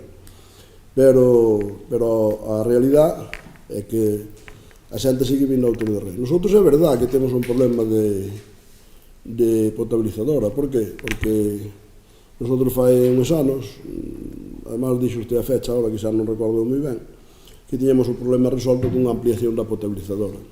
E evidentemente, pero o crecimiento do Outeiro de Rei é tan brutal que temos que volver a facer outra ampliación da potabilizadora. E iso requere inversións importantes. Pero é que, por exemplo, por parte da Confederación, que además ten os ríos nunhas condicións bastante malas, e cando ven esa turbidez empeza por vir o río nunhas condicións malísimas, porque non se limpian nin se controlan, que non é responsabilidade do Concello, pois evidentemente as nosas potabilizadoras non teñen capacidade suficiente para o consumo que temos para fazer eso. Co cual, xa temos algún estudio, e espero que nun plazo relativamente non moi largo, xa veramos como conseguimos a financiación, pois damos seguir ampliando esas potabilizadoras. Esas as dificultades que temos nós frente a outros concellos. Nosotros, ao mellor, a primeira potabilizadora que poñamos en marcha fai por alá, non sei, 25 ou 30 anos, non recordo exactamente. Pois e tuveramos unha situación que está en outros concellos, que daquela tiñamos 4.000 habitantes, e agora a inmensa maioría deses concellos teñen 3.000 ou 3.500, pois non sobraría capacidade. Porque non sobraría capacidade. Pero é que desde esa época aquí aumentamos un 30% de población. Foise poblando o polígono bastante. Claro, todo eso requere cada día máis inversión, pero non só máis inversión en mellorar, sino máis inversión en ampliar, porque cada día necesitamos máis e temos máis consumo de auga. Temos uns consumos bestiales, eso é porque a xente o necesita. E nosotros estamos dispostos a que así seña, que se manteña e a seguir crecendo. Entón, nosotros nesa línea, pois, evidentemente, vamos a intentar ampliar esa, volvo a insistir, xa temos estudios para ampliála. Acabamos de fazer fai nada un reforzo onde invertiu a Xunta de Galicia 600.000 euros, un reforzo da red, porque tamén era necesario, porque se non tiñamos moitos problemas cando había unha avería só había unha conducción, na conducción general non había maneira de dar servicio por outro lado, que dada a longitud inmensa de red que temos en Outeiro de Rei, pois eso é máis problemático, porque a red vai por moitos sitios que non hai población e a veces non se ven as fugas, é moito máis difícil detectalas. Entón necesitamos tamén esa creación de infraestructura que está creada, e ainda falta algo, pero moi pouquiño, e evidentemente temos que seguir crecendo na potabilizadora. Temos que seguir crecendo na potabilizadora, seguro que teremos que seguir crecendo nos depósitos de almacenamiento, porque o crecimiento dun concello como o noso, que nada menos que do 30%, frente á baixa de un 20% ou dun 30% que teñen a inmensa maioría dos concellos do noso entorno, e podemos nos referir a todo o entorno, porque incluso se nos referimos á capital da provincia, por exemplo, o ano pasado baixou un 0,4%, mentre nós crecemos un 1,5%, por falar só dun ano, a capital da provincia. E cando me dice o do señor Orozco, pois a iso lle vou a contestar algo que todavía é moito máis grave. Eso todavía é moito máis grave, porque en ese momento non só o señor Orozco, sino que a Confederación Hidrográfica do Norte de España iba a establecer unha presa e suministrar auga aos concellos de Lugo, de Rábade, de Outeiro de Rei e do Corgo. En tal nivel estaba avanzado ese plan hidrológico nacional, que estaba dentro do plan hidrológico nacional, que a presa no río Narla estaban iniciando as expropiacións. Que lle parece?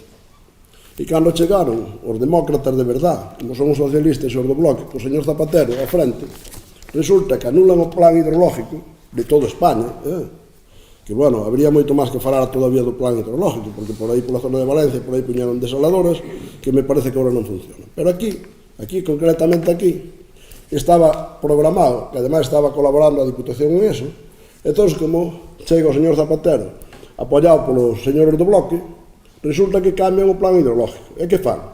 Pois fazer unha potabilizadora en perfectísimas condicións á cidade de Lugo. E os concellos de Raba, de Outeiro e o Corgo, pois a tomar por saco. Así de claro, así de sencillo. Entonces, que me ven usted a decir que nos ofrece o señor Orozco? Que nos ofrece? Non nos ofrece nada. Que nos ofrece unha venta de fume que despois, cando chegou a hora da verdade, non se materializou nada. A cual nós estábamos adheridos, a esa presa, porque además iban no noso concello, que además levaban a turbina eléctrica para abaratar o tratamento da auga, co cual os concellos que estábamos nese, iba a ser unha empresa de carácter público da Confederación Hidrográfica do Norte de España, que iba a suministrar ya aos concellos de Rábade, Lugo, o Corgo e Outeiro de Rei. Evidentemente teníamos que pagar a tasa como temos que pagar co que facemos agora. E nos encontramos de repente con que non tiñamos nada. Simplemente nós quizá tiñamos necesidades, pero que non tiñamos nada e tuvemos que fazer a nosa potabilizadora ampliada. Pero que non nos axudou para nada o Estado frente a Lugo, que lle fixo absolutamente gratis. Claro, por qué? Por o seu sectarismo político que actúan e como actúan en todas partes, claro. Entón, o Concello de Lugo, como estaba gobernado polo PSOE, e os Concellos limítrofes non estaban gobernados polo PSOE, que mira que somos pequenos, e que sería insignificante para esa obra, meter aos Concellos do entorno, pois co seu sectarismo puro e duro que aplican absolutamente todos os días que me goberna, e siguen facendo todavía ahora, pois claro, nos deixan os demais descolgados. E agora veñen ustedes aquí a criticarnos que non temos unha boa calidade de auga. Como vamos ter? Primeiro, ustedes non se administran auga onde gobernan a todos os veciños, o cual me parece impresentable, porque ustedes acaban de decir que a auga é un tema vital que hai que suministrar a todos os veciños e que debe facerlo o Concello. Pois ustedes onde gobernan se quedan tan tranquilos, na capital da provincia, nada menos, non un Concello de 2 ou 3 mil habitantes, nada menos, non lle suministran auga ás parroquias, sin máis, así de sencillo. Entón, como lles van cobrar tasa? Non lles fai falta, evidentemente, non podrían cobrar, lle van que quixeran, se non lle la suministran. Nosotros, claro, para levar auga a veces a 1 kilómetro a un señor que ten unha casa aislada en calquera parroquia de Outeiro de Rei, que non fai falta conocer moito para saberlo, e que de unha casa a outra, a mellor hai unha media de distancia de 100 ou 200 metros, que a veces hai que levantar nunha carretera, pois mire, vou dicir máis. Ahora mesmo, que temos a red en todos os núcleos de población, hai todavía xente que non ten auga. E a veces non la van pedir algún que costa o doble ou o triple do que paga de tasa. Que lle parece? Ainda, agora, tendo xa a red en todos os núcleos. Entón, esa é a realidade. Entón, ustedes só veñen a fazer demagogia, a engañar a xente, intentar engañar a xente. Contarlles mentiras e non falar da realidade como é.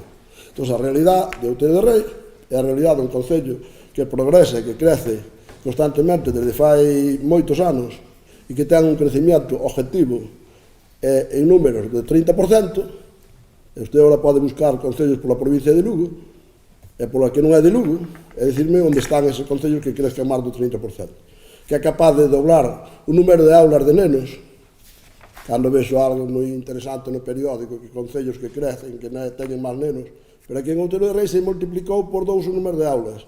E iso podemos buscar en todo Galicia, se quere a Coruña e Vigo incluído, e vai a usted buscar a ver se nos últimos 15 anos houve algún concello, incluso dos máis pujantes, dos que máis tiran, de multiplicar por 2 o número de aulas de infantil e primaria e telas cheas de nenos. Esa é a situación de Outeiro. Claro, como gobernan os do PP, gobernan toda a vida, pois ustedes teñen que inventarse algo. Eu hasta os entendo, que se inventen algo, que busquen alguna cuestión. E depois o do Bloque pues, nos dice que, que quer axudar. Evidentemente, quero axudar. Quero axudar, pero no fondo, nin onde goberna, nin onde non goberna, non vexo que axuda nada. Porque onde goberna non fan o que piden aquí, e onde non goberna, pois realmente só o que fan é incordiar, tratar de criticar o que non funciona perfecto. Porque eu ben sei que non funciona perfecto a rede de abastecimento de auga. Xa sei que non é perfecta, xa me gustaría, pero tamén me gustaría que a Confederación Hidrográfica, por exemplo, o Goberno do Estado, neste momento que ten unha ingente cantidad de fondos Next Generation, que nos aportar aos concellos para temas tan básicos como para facer unha potabilizadora nas condicións que foran necesarias, sin límite, como fixo en Lugo, nun concello que está crecendo, porque eso o ve calquera, non fai falta que o diga eu, o ve calquera, porque eso destaca sobre todos os concellos da provincia, e ao mellor sobre casi todos os de Galicia, sendo un concello pequeno de 5.000 habitantes. Entonces, ustedes, bueno, así lles vai. Por lo tanto, nosotros non lles vamos poder apoiar esta moción. O que si vamos seguir facendo é traballando na mellora do abastecimiento para ter a mellor calidad posible de auga, dirigíndonos a outras institucións para que nos axuden e poñéndonos tamén os recursos que poidamos e que fagan falta para ampliar esta potabilizadora, que realmente é o que temos que facer, é ampliar a potabilizadora. Ampliála por dúas razóns. Unha, porque necesitamos cada día máis consumo de auga, temos cada día máis consumo de auga, porque temos máis habitantes. E además cada día teñen polas estadísticas, non? Porque digo, máis nivel de riqueza. Cando hai máis nivel de riqueza, pois suceden sempre dúas cousas, que se consumen máis servicios, se genera máis basura, se consume máis auga, se consume máis servicios de todo tipo. O cual eso é satisfactorio. Para nós é satisfactorio, para ustedes non sei iso é. Para ustedes ao mellor non é, porque claro, o que parece que funciona ben, claro, ustedes como non dan arrancado co seu tema electoral, pois claro, a mellor consideran que nunca poden salir daí. A mellor igual algún día salen, eu que sei. Realmente non están facendo unha política moi adecuada para que salgan. Pero a mí eso tampouco me preocupa, porque tampouco espero gran cousa de ustedes. Non espero gran cousa dos que nos tocan ter neste concello, pero non é ese o problema, porque considero que ustedes tampouco son moi diferentes dos seus compañeros de outros concellos. Porque cando vexo a gestión e vexo como fan e vexo os resultados que teñen, porque a gestión non é o que opinamos os políticos, ni siquiera o que opinan as persoas. A gestión demostra as estadísticas, que as estadísticas son tozudas, e van nos demostrando cada ano se melloramos, se empeoramos, se temos máis habitantes, se temos menos, se temos máis servicios ou temos menos, etc. E despois a calidad sí que casi sempre é subjetiva, e sempre se lle pode poñer un plus para arriba ou para baixo, pero os servicios están aí. Os servicios están que nosotros suministramos auga a todo o concello, desde o polígono de Castro hasta a Ausá. E cando digo o polígono de Castro é o límite do municipio e a Ausá é a primeira parroquia de Friol. En todo ese trayecto é desde o límite do concello de Rábade co concello de Lugo. Suministramos auga en todas partes onde nos la piden, onde un veciño necesita, e a capital da provincia. E que me perdonen os que gobernan a capital da provincia, porque eu teño que insistir en eso, porque ustedes están perfectamente representados aí. Pois non suministra auga, creo que a ninguna das zonas rurales. Ou se é alguna, a moi pouquiñas. E todo no siglo XXI, hombre, pois eu xa me fastidiaría un pouco non suministrar auga a todos os veciños do municipio, porque os veciños son todos de primeira, non hai de primeira, de segunda e de terceira. En algún sitio, cando non se lle suministran servicios básicos, que o dixeron ustedes, que non o dixen eu, que era un servicio básico, non se lle suministra ese servicio, é que uns veciños os consideramos de primeira e outros de segunda ou de terceira. Por lo tanto, nosotros esta moción non ya vamos a poder aprobar. Eso non quita que non vayamos traballando na mellora de todos estes servicios como viñamos facendo e seguiramos facendo. Sí. Nada, tres apuntes. Non acostumbro a usar o segundo turno, sobre todo cando son así horas do día relativamente largos, pero hai varias cousas, bueno, moi breve, que quero apuntar. Dice que inventamos. Bueno, se usted cree que inventamos o problema, alá usted. Pero creo que non é ningún invento dicir que a calidade da auga en certas épocas do ano non vale para o seu consumo. Primeiro punto. Segundo punto. Dice que a culpa é de que medrou moito o concello e non se deu actualizado a potabilizadora con respecto ao medro do concello. Señor alcalde, é certo que o concello de Outeiro non perdeu poboación.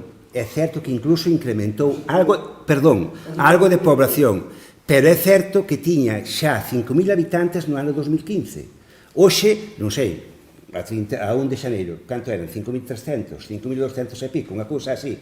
É dicir, en 8 anos ganou 200 e pico, 300 habitantes. Quere dicir usted que 300 habitantes máis dentro de 5.000 fan que a auga do Outeiro non vaya para o seu consumo? Segunda parte, 8 anos, 2 mandatos enteiros, aumentou a población 300 persoas, poñamos, non? E o problema parece ser que son esas 300 persoas que aumentaron. Vale, pero é que encima, neses 8 anos, a culpa de quen é? De Zapatero. Carai, perdone. Pero neses 8 anos gobernou o señor Rajoy 7. Bueno, non os 8, senón os 4 primeiros. O problema é porque gobernou Zapatero aí 8 anos, logo 7 anos de Rajoy, e todos os anos que leva a Xunta gobernando o PP non ten nada que ver. Home, por favor, non estamos pelo, E o Zapatero non sei se fixo ben ou mal, non o sei, nestes casos, no referente ao tema da auga. Pero, por favor, pois houve 7 anos do goberno do PP no Estado, e logo houve todos eses anos con o goberno do PP na Xunta de Galicia. Se quixeran solucionar o problema, teríano feito. E a culpa de que? De que o Concello de Outeiro aumentou en 300 persoas o número de habitantes. E con eso, nos centos de miles de euros que se gastaron todos estes anos, non se compensou as 300 persoas máis que viven desde o ano 2015 de Outeiro de Rei. Por favor, señor alcalde, non tape a súa incompetencia política para solucionar un problema dicindo cousas que non se sosteñen por ningún lado. Bote a culpa a quen queira, pero tuveron administracións do seu color que lle puderon botar unha mão, se quixeran, inda que fora certo que a culpa foi de Zapatero no seu momento. Que non me vou poder discutir esas cousas de hai, canto? 10 anos, 12 anos. Bueno, en fin, non nos tomo pelo. Vale, poñanse as pilas e solucionan o problema. Que se outros concellos o solucionaron, o supoño que Outeiro, carai, tamén o poderemos solucionar. Por certo, é certo que un concello donde o nivel de riqueza da población é superior exixe ou utiliza máis servicios. Pero, ollo, se ustedes fan ben o seu traballo, se o nivel de riqueza é superior tamén pagan máis impostos, que compensan sobradamente esa demanda a maiores de servicios. Outra cousa é que queiran que paguen igual pobres que ricos, ou os que cobran 100 ou cobran 300. Ese é outro problema. Vale? Pero non me veña a min disculpándome que a xente, como ten máis diñeiro, exixe máis. Claro, ten máis diñeiro, pero tamén paga máis. Ojo, tamén pode ter, o Concello tamén deberá aumentar. De feito, aumenta os seus ingresos debido a eso. O sea, que non nos veña con disculpas de mal pagador. Fagan o seu traballo, que hai xente que o fixo. Se non saben, pregunten. Vale? Incluso do seu propio partido, non vayan mirar a outros lados. Que deron solucionado o problema. Fágano. Que peso lles pagamos? Peso pagamos os nosos impostos. E, por certo, non ten que ver con isto, xo digo, eu son dos que viñen de fora de Outeiro. Estou moi contento no seu día de tomar a decisión de vivir no Outeiro de Rei. Vivo contentísimo. E hai moitas cousas que me sinto feliz de vivir en Outeiro. Temos un concello precioso. Por certo, sería bastante menos precioso se deixara anagar o río Narra por un embalse. Pero, bueno, iso xa é outra cuestión de opinións. É un concello maravilloso, que sería bastante menos precioso e atractivo se deixáramos anagar o río Narra con embalse, para que algúns anduveran en yate por ele. Pero eso é outro debate, vale? Pero iso non quere dicir que haxa cousas que teñamos que mellorar. É que hasta no mellor concello do mundo, sexa cal sexa, hai cousas mellorables. En Outeiro de Rei hai cousas que hai que mellorar. E que a poboación e a xente exixe que melloremos. E aquí poñémoslo encima da mesa. Punto. Se o queren facer fagan, se non, pois bueno, pois xa veremos. Evidentemente non discutimos o mellorable. Evidentemente lle dicen que además temos estudios para mellorarlo. Eso é evidente. Evidentemente este concello non sei exactamente canto tempo fai, pero non fai moito que tiña 4.020 habitantes. Non sei exactamente os que tiñamos no 2015, me dá igual. Sei que nos últimos anos crecemos o 30%. Iso non son 300 habitantes. Vale. Mentre nosotros crecemos eso, se usted mira as estadísticas e non as quere tergiversar, outros baixaron máis ou menos o 30% no noso entorno. Pero é que a capital da provincia tamén baixou, porque non fai moitos anos que se prometían chegar a 100.000 habitantes e agora debemos estar por 90, non moitos mil. Vale? E o de paga máis impuestos cando son máis ricos, pois, para empezar, por exemplo, os poucos impuestos que recaudan os concellos, que son o IBI, o IAE, o de vehículos e o de impuestos especiales, se non recordo mal, creo que non recaudamos máis un concello como a nós. El CIO, exactamente, el CIO, IAE. No, IAE non, o sea, IAE, bueno, solo por encima de 1 millón de euros, son moi pouca. Claro, para recaudamos algo. Vale, pois agora vamos a poner en contraposición, porque Carlos te dice que recaudamos máis, agora vamos a poner en contraposición con que teñen outros concellos. vamos a poñerlo tamén en contraposición con Lugo. Mentre nós temos o 0,45, Lugo creo que ten o 0,66 ou 0,67 de IBI, dese orden. E outros concellos da provincia gobernados por ustedes tamén. Ese é o que nós dice usted que recaudamos máis. Recaudamos máis porque temos máis xente, só faltaría, pero eso requiere máis servicios de todo tipo. Entón, eso non é recaudar máis é cando se suben máis impuestos, ou cando se aplica un IRPF dun tipo ou de outro tipo. Nosotros, ademais, non recaudamos o IRPF, evidentemente, porque ao ser máis ricos, con un máis IRPF, recaudaríamos máis, pero non é o caso. Pero no IBI, nosotros temos un IBI máis do 50% máis baixo. Temos un ICIO que me parece que, se non recaudo mal, nosotros, para empezar, só cobramos impuestos, non cobramos tasa, do 0,2% solamente. Creo que unha boa parte dos concellos, se falamos de Lugo, creo que tamén debe cobrar do orden do 0,4, entre as dúas, non estou moi seguro, non quero, pero o que sei é que cobra bastante máis. Eu non dixen que se inventaran o tema da turbidez da auga, porque o reconocín eu, a reconozco moitas veces, en moitos sitios. Evidentemente, temos un problema de turbidez que temos que ir intentando corregir pouco a pouco. E irámoslo corregindo a medida que a capacidade económica a teñamos.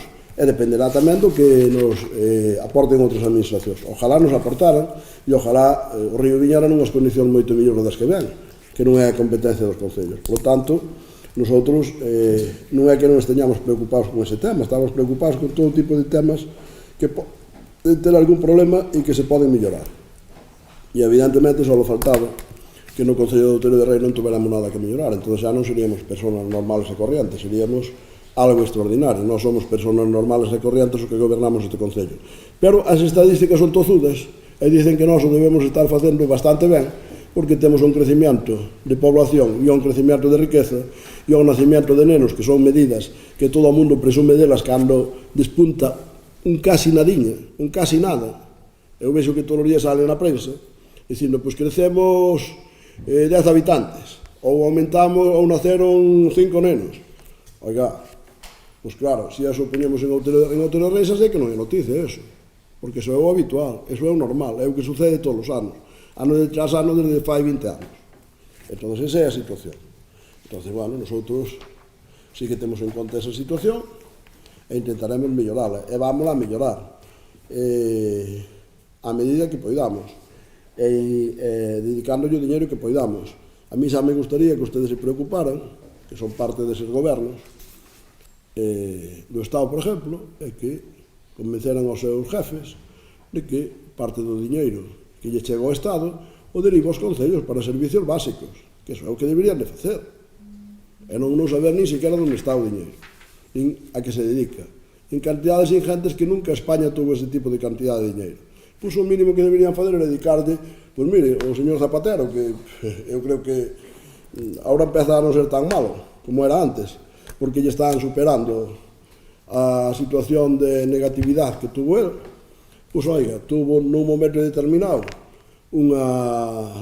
eu creo que unha idea brillante, que hai algunha xente que lle critique, eu non lle critico, que foi repartir 8.000 millóns nun momento entre os municipios de España, en outra ocasión 7.000, en 2 anos 15.000 millóns.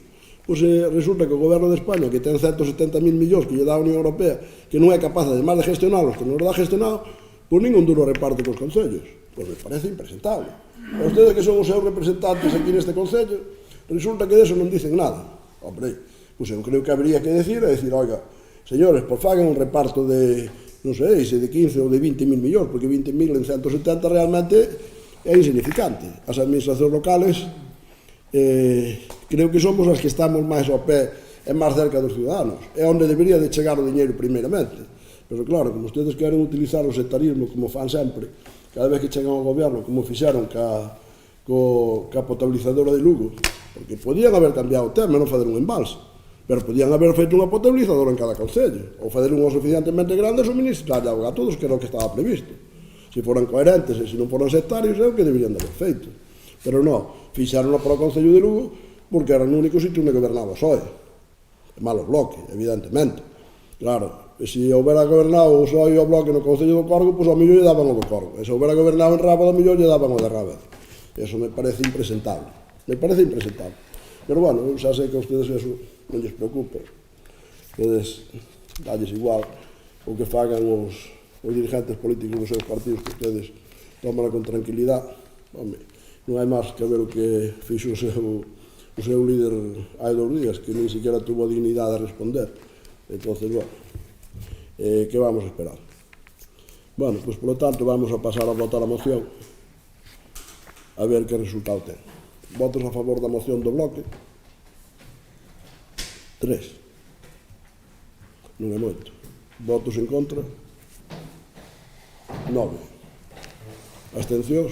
1. Pois queda rexeitado.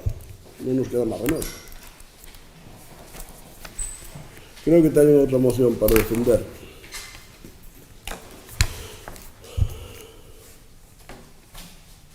Non sei se que non se defende. Vale, pues ben, adiante. Ten a palabra. Bo día a todas. En setembro de 2022 fixemos exactamente esta mesma moción a este pleno para que se unificara o autoconsumo fotovoltaico mediante bonificación do ICIO e do IBI. Naquel momento, como neste, exactamente o mismo, a situación económica non mudou. Seguimos a ter unha situación complicada económica en todo o país. Seguimos porque exactamente. Malia que o presidente da Xunta diga que na Galiza todo vai ben. Pero, bueno, Galiza supone que por formar a parte do Estado, por tal, moi ben non vamos. Déixame expoñer sin interrumpirme, por favor. Gracias. Gracias. No momento non hai interrumpido. Estaba facendo agora mesmo, entón gustaríame facer a miña exposición. Mire, para que quede claro, se interrumpira, retiraría a palabra e falaría alguna precisión. Bueno, pois, vale. Se podo, e se non podo, pois non pasa nada, non defendemos a moción, tampouco hai ningún problema. Eu aí non teño ningún. Eso pode fazer usted o que queira. Se quere non a defender, non a defende. A mí eso non me preocupa. Evidentemente, se non a... Eu lle vou a deixar, como sempre, defender, e incluso non lle teño un reloj para que teña o tempo limitado. Vale? Como teñen en outras administracións ou me gobernan as cousas. Pero para que usar? Sí, pero dixemos moitas veces que fixese un reglamento para o pleno para regular isto. Por nós non ten ningún problema por eso, sabe que non hai ningún problema por esas cousas. Céntese na moción. Si podo, si me deixo. Sí, sí, que gracias.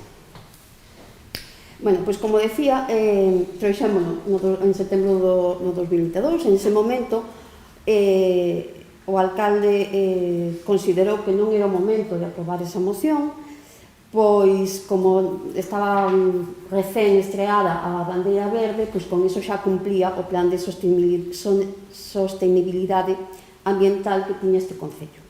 Naquel momento tamén nos dixo, dentro deste pleno, que dentro dese ano, ou no vindeiro ano, tampouco quero dicir que fora dentro dese ano, no vindeiro ano, ia formalizar unha ordenanza para incentivar que a xente que lle custe o menos posible instalar sistemas de autoconsumo solar, posto que as administracións non cumpren. Esas son palabras súas que recollín da acta, non é que máis este inventando, vale?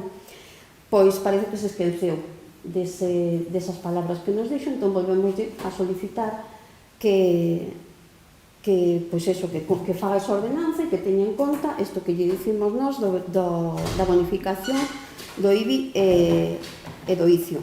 Por que a traemos neste momento? Porque tamén sabemos que esta moción, en caso de ser aprobada, ten que ser, en caso de ser aprobada, para que poida levarse a cabo durante o ano 2024. Hai un pouco debatiuse aquí o informe do PACES que vostedes aprobaron. En ese informe precisamente se fala de empregar política tributaria para fomentar o uso de novas tecnoloxías. É algo que tamén sacamos dese informe. Con lo cual, bueno, pues sería unha boa forma de mellorar e de dar adiante ese informe do PACES que aquí se aprobou, e ao mesmo tempo sería unha boa forma de que a nosa veciñanza tivese unha serie de bonificacións para a instalación dun sistema que cada día está máis en auxe, que sí que é certo que é un sistema que é caro, pero que probablemente as bonificacións do Concello, que as pode facer tanto no IBI como no ICIO, pois poderían beneficiarse moitos dos nosos veciños. Entón, pois, o que decía, por eso traemos aquí a moción esta de que o Goberno Municipal modifique a ordenanza fiscal para establecer o 50% da bonificación durante 5 anos no IBI e o mesmo 50% durante 5 anos tamén no ICIO, e que se faga, pois, evidentemente, de cara aos impostos do 2024. Nada máis. Gracias. Penso, vou apoiar a moción, estou totalmente de acordo. Penso que sería moi positivo para Outeiro de Rei, xa que en Galicia non hai moitos concellos que fagan algo así, que fagan este tipo de subvencións. Deberían aproveitar vostedes se queren destacar, tanto como comenta todo o tempo que queren destacar por diante de outros concellos, pois o mellor deberían de aceptar algo así. Hai cidades como a Coruña, Santiago de Compostela, Cambados, a Estrada, que xa bonifican polo IBI e polo ICIO por poñer as placas solares. Anímovos a todos a que o que fagades, nada máis. Nosotros facemos moitas cousas de cara ao medio ambiente, incluso, como decíamos antes, por parte de antes do PACES, e levamos moito tempo en políticas de medioambientales e de sostenibilidade. Pero hai moitas maneiras de facelo, non? Eu, sinceramente, neste tema, me parece que hai dúas políticas medioambientales e de eliminación de emisións que están moi en boga, que, bueno, que tampouco científicamente non está tan claro a ver que resultado van dar a largo plazo. Estou me referindo a energía solar, que eu creo que sí que vai dar bon resultado, e xa o está dando. Só ten un inconveniente, que é o almacenamiento, o mesmo que pasa que a eólica. E a energía, pois, a eléctrica tamén de cara aos vehículos, que son, digamos, onde se consume a gran parte da energía de combustibles fósiles que transmiten emisións á alma. Está claro que son esas dúas cuestións. Está claro que os gobernos, a Unión Europea, a inmensa maioría dos gobernos do mundo, e daí veñen este pacto dos alcaldes que despois se terminou chamando das alcaldías, que é a nivel de toda Europa, ao cual nós nos adherimos desde o primeiro momento, pero nos adherimos para traballar, é porque xa estábamos traballando. Pero me parece que dúas cuestións. Eu creo que realmente, e volvo a insistir no mismo de antes, porque hai que dicirlo moitas veces, porque é verdade, aquí hai unha ingente cantidade de diñeiros como nunca houve de fondos públicos da Unión Europea de cara a un país como España, como nunca houve, pero están chegando tamén como nunca chegaron, o sea, cero patatero, prácticamente. Entón, realmente, onde ten que esforzarse o goberno de España, que ademais son fondos de transición ecológica, non sei que, e resulta que o que hai que facer con estas cousas é subvencionalas de unha maneira clara e decidida por parte dos gobernos, por parte dun goberno como o noso, que ten unha ingente cantidad de miles de millóns de euros que non saben que gastalos porque non é capaz de gestionalos. Entón, o que debería de facer, pois, todo este tipo de instalacións a todo tipo de ciudadanos que queiran poñer, é subvencionarles de unha maneira absolutamente masiva. Pois, non sei, eu, por exemplo, diría, bueno, pois vamos a ver canto necesita unha vivienda media de consumo de energía fotovoltaica. Bueno, pois eso vamos poñerlo gratis por parte do goberno de España. Con eses fondos, que eu creo que son máis que adecuados para ese tipo de cuestións. O mesmo habría que fazer cos coches eléctricos, que costan ao mellor un 30% máis, e que o cidadano medio e de clase baixa pois non pode acceder a eles. E non se están subvencionando como habría que subvencionarlos. Pero hai que subvencionar quen ten o diñeiro. Non se lle pode pedir ás administracións locales, que somos a hermanita pobre da caridade, que subvencionemos esas políticas que as máis que nas propón. E volvo a decir que científicamente xa veremos se son exactamente porque eu estou pensando en cousas como o reciclaje das baterías dos coches, que non teño tan claro como vai a resolverse ese tema, por exemplo, non? Pero hai outras cousas que sí son perfectamente indiscutibles. Oye, a energía solar, por lo menos cando fai sol non hai ningún problema, me parece perfectamente, pero que ya hai que fazer a ese ciudadano que necesita poñer ou que necesita cambiar é subvencionarla, ou poñerla gratis, hasta un límite, claro, evidentemente. Iso é o que hai que facer, e non pedirlle que as administracións que non temos nin para siquiera, como dixo outro día o presidente da Diputación, nin para fazer un kilómetro de carretera máis, e as que ten a Diputación, que tamén é a administración local, están que non se ande por elas, e resulta que lles vamos a pedir que rebaixen os impostos todavía máis.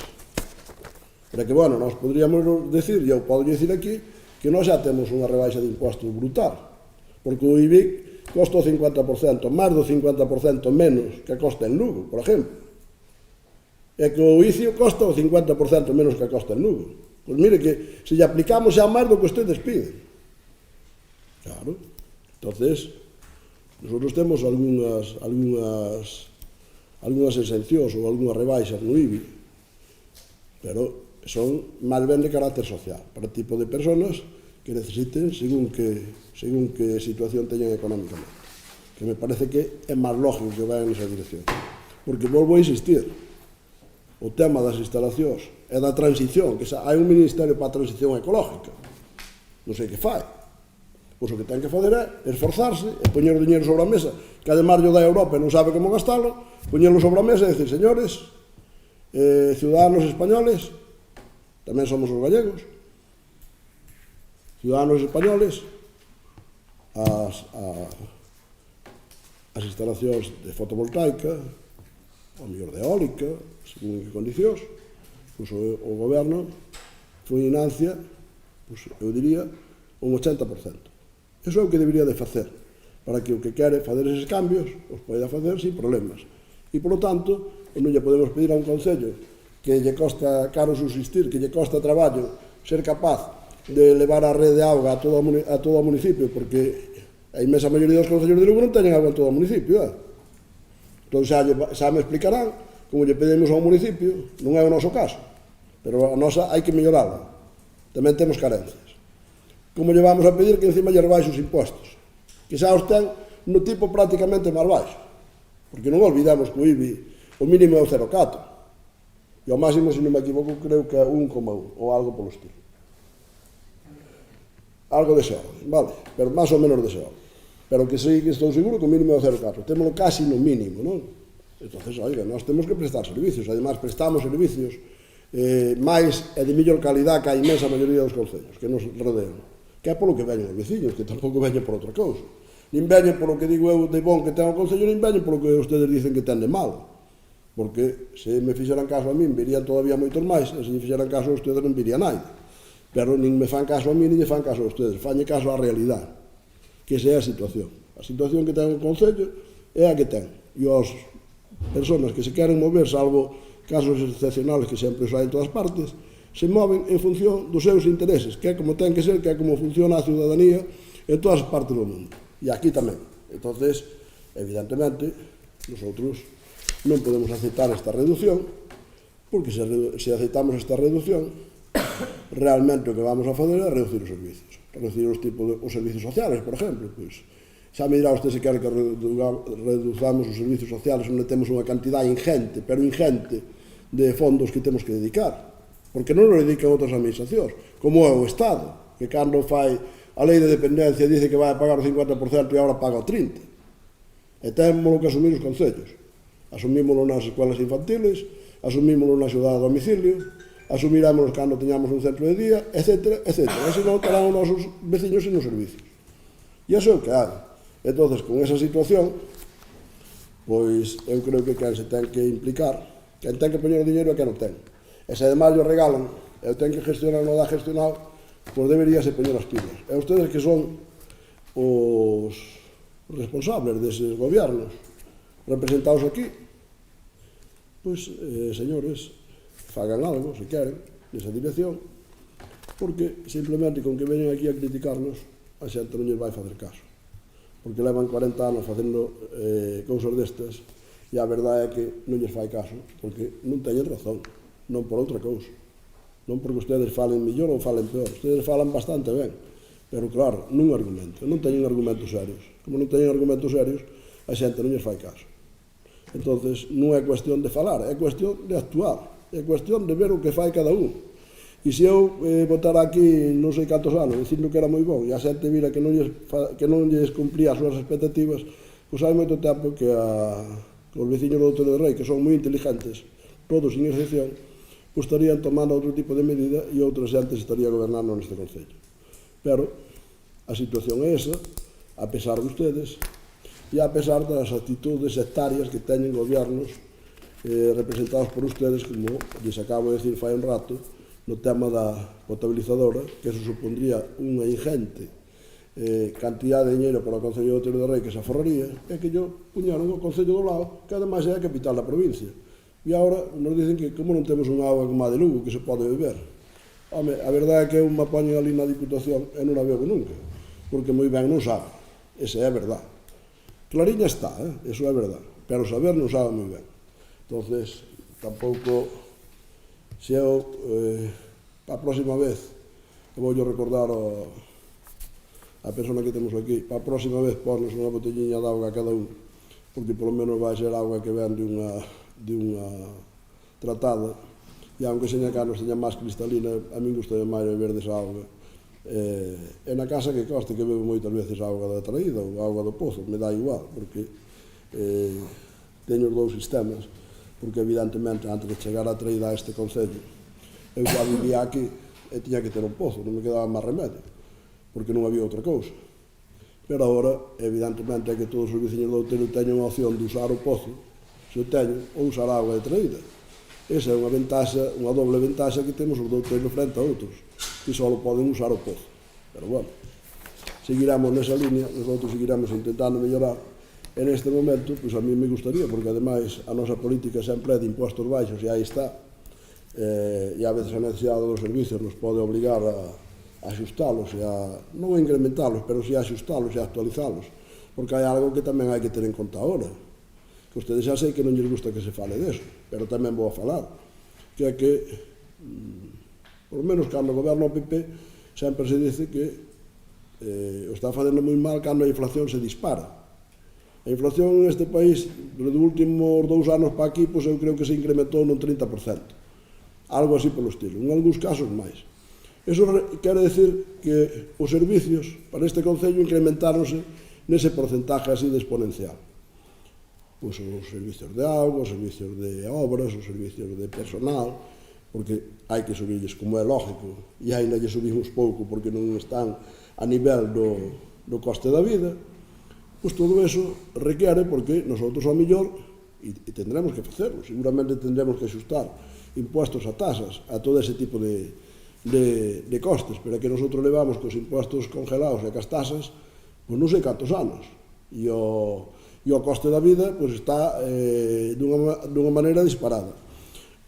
Entón, claro, se a eso ya añadimos bonificacións bastante masivas, que ademais daría igual que tuveran un nivel de riqueza máis alto ou máis baixo, podíase tamén evidentemente ter en conta, pero eu volvo a dicir, eu creo que quen ten que realmente financiar este tipo de políticas, se creen nelas de verdad, son quen ten o diñeiro, e ademais o teñen para este tipo de cousas. Por lo tanto, nosotros non llevamos poder apoiar esta moción. Pasamos a votar, non? Non quero decir algo máis? Vale. Pois entón vamos a votar a moción do bloque. Votos a favor? 4. Votos en contra? 9. Queda rexeitado. E vamos ao punto número 6. Moción do Partido Popular contra a tramitación dunha lei de amnistía. Bueno, que nós tenemos aquí unha moción a este pleno que me parece que está de suma actualidade. Está de suma actualidade non tanto polo que hizo o presidente do goberno. Que? Pensei que estaba metendo algo a pata en algo, podía ser, non? Ou se me olvidaba algo, como me mirabais así. Vale.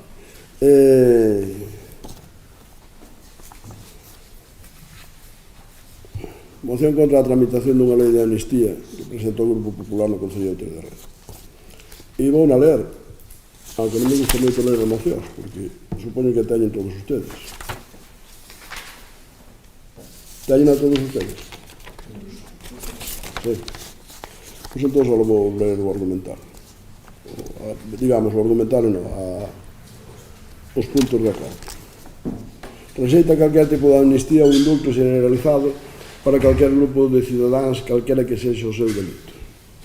Punto primeiro. Punto segundo. Considera que o imperio da lei é expresión da vontade popular tal e como establece o preámbulo da Constitución e compromete a todos os poderes para o seu cumprimento.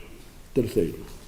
Anima os dous partidos maioritarios a buscar acordos de Estado que eviten que a sociedade española vexase sometida ás condicións ilegais de partidos independentistas. Cuarto, dar traslado destes acordos á Presidencia do Goberno, á Vicepresidencia Primeira e Ministerio de Asuntos Económicos e Transición Digital, á Vicepresidencia Segunda e Ministerio de Traballo e Economía Social, Ministerio de Política Territorial e aos portavoces parlamentarios no Congreso e no Senado, así a Xunta de Goberno da FEN. Bueno, nosotros, sin leer a moción, que me dicen que todos a leer, creo que estamos nun momento de situación terrible. Conocendo ao presidente do goberno en funcións, que non sei se vai presentar a investidura ou non, pero que parece que todo vai por esa vía,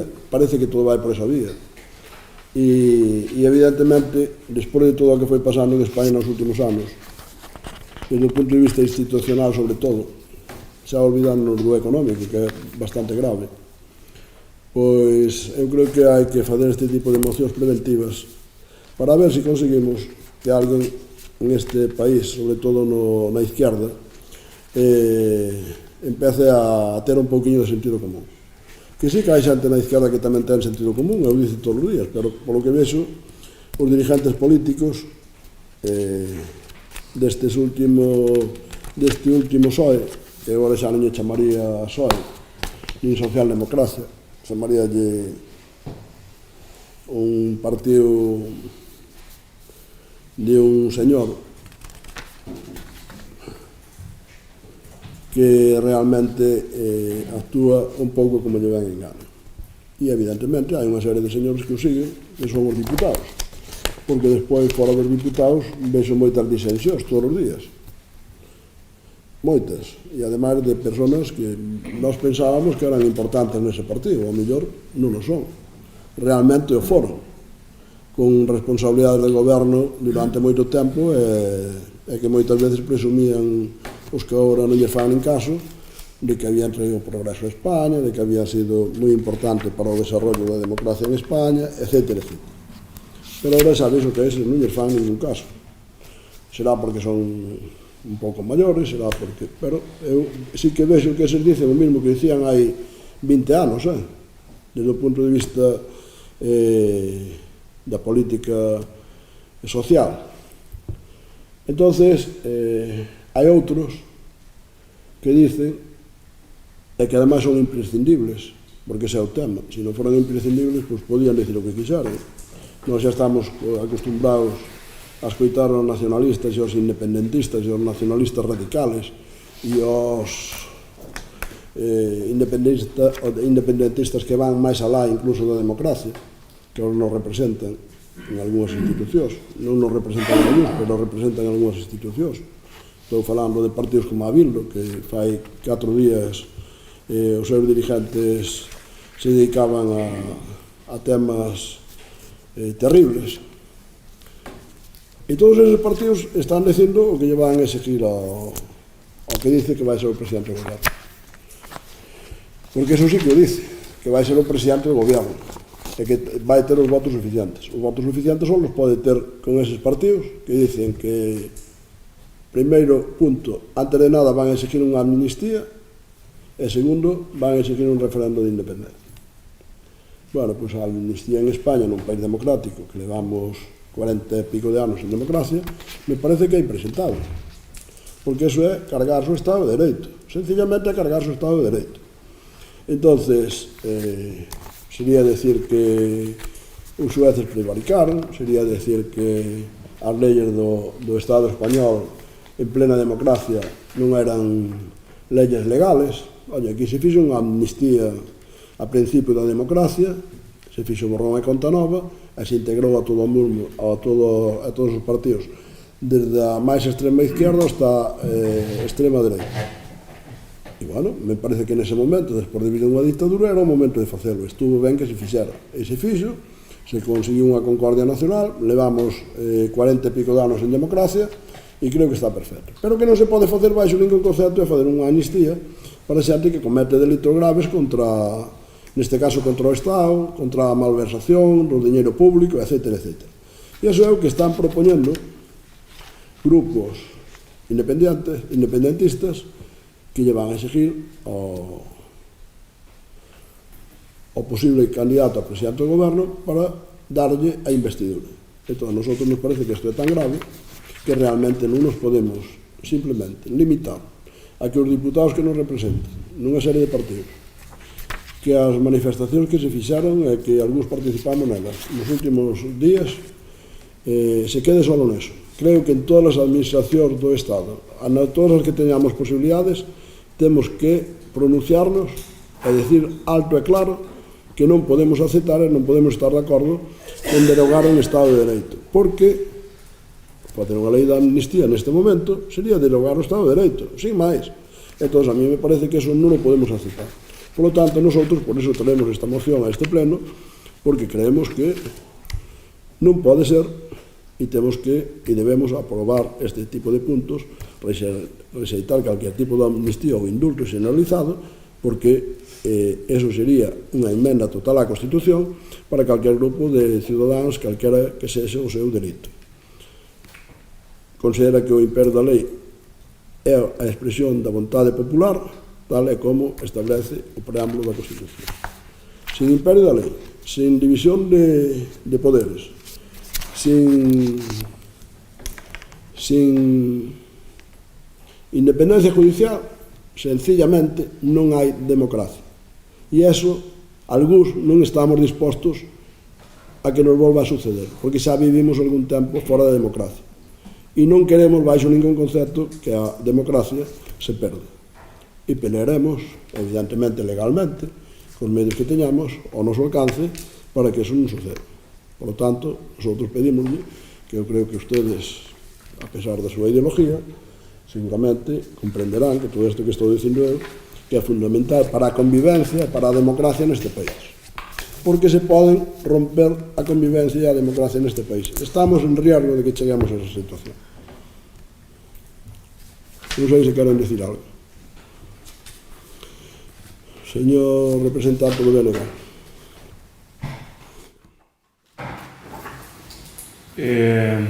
Fíxese se estou embebido do Estado de Dereito, señor alcalde, que é a miña profesión e é do que fago a miña vida. Entre outras cousas, o que estamos presenciando aquí, direi con toda a claridade discursiva da que pode facer gala, non é realmente unha moción. O que estamos presenciando aquí é un circo que ten o nome de Génova. Vostede non trae aquí unha moción, señor alcalde, vostede mandanlle traer unha moción. Bueno, faiseme extraño ver que vostede é, como se dice no meu pueblo, guiadiño, e fai gala do que vostede menciona en moitas ocasións, que é sectarismo e seguidismo político. É vostede realmente previsible, señor alcalde? Eu xa sabía que vostede iba a presentar esta moción o 14 de setembro, cando a noticia de que se iba a presentar a moción en todos os concellos aparece pola axencia EFE publicada en Europa Press. É dicir, sí, é previsible, e vostede non trae algo, señor alcalde, por convicción, senón que trae porque lle mandan, e trae os argumentos impresos, e escapouse ao principio nun argumentario que seguro que tamén lle mandan desde Génova ou desde Santiago de Compostela. Traenos unha mención, señor alcalde, en primeiro lugar, que é un presuposto totalmente falso.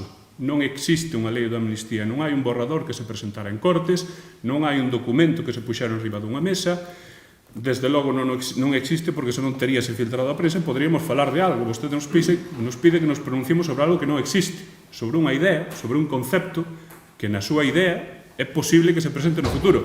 Pois como dicía aquel, cando lleguemos a ese río, crucemos ese puente, pero de momento non estamos aquí, señor alcalde, non estamos aquí para perder o tempo que vostede dá en chamar hoxe como mocións preventivas. Bueno, custa me imaginar en que lugar pode estar isto na norma. Como segundo punto de reproche, señor alcalde, bueno, menciona vostede que se dinamitaría o Estado de Dereito, que isto é total, absolutamente inconstitucional. Xa digo, eu fago do dereito a miña vida, a miña vida profesional desde hai máis de 20 anos, non sei a capacitación xurídica que ten vostede, pero sí creo na capacitación xurídica que me ultrapasa a min, é dicir, non me faga caso a min, falle caso a Juan Antonio Xiol Ríos, ex-vicepresidente do Tribunal Constitucional, a Presno Linera, catedrático de Dereito Constitucional da Universidade de Oviedo, a Pérez Rollo, catedrático de Constitucional da Universidade de Sevilla, a Joaquín Urías, ex-letrado do Tribunal Constitucional, Antonio Torres del Moral, catedrático na Complutense na Carlos III de Madrid, todos eles xuristas de reconocido prestixio con máis de 30 anos de carreira que dicen que tería en caixe constitucional plantexar ou unha lei de amnistía ou un indulto xeralizado. A Constitución non menciona a amnistía no seu texto, señor alcalde. Eso é un erro e, desde logo, se comproba o propio texto constitucional poderá velo. Quere falar de cousas reais? Quere falar de estatísticas? Falemos de estatísticas, señor alcalde. Podemos dicir que o goberno de José María Aznar indulta a 5.948 persoas. 5.948 persoas. Máis de 700 indultos ao ano, sendo a persoa en toda a democracia que máis indultou neste país.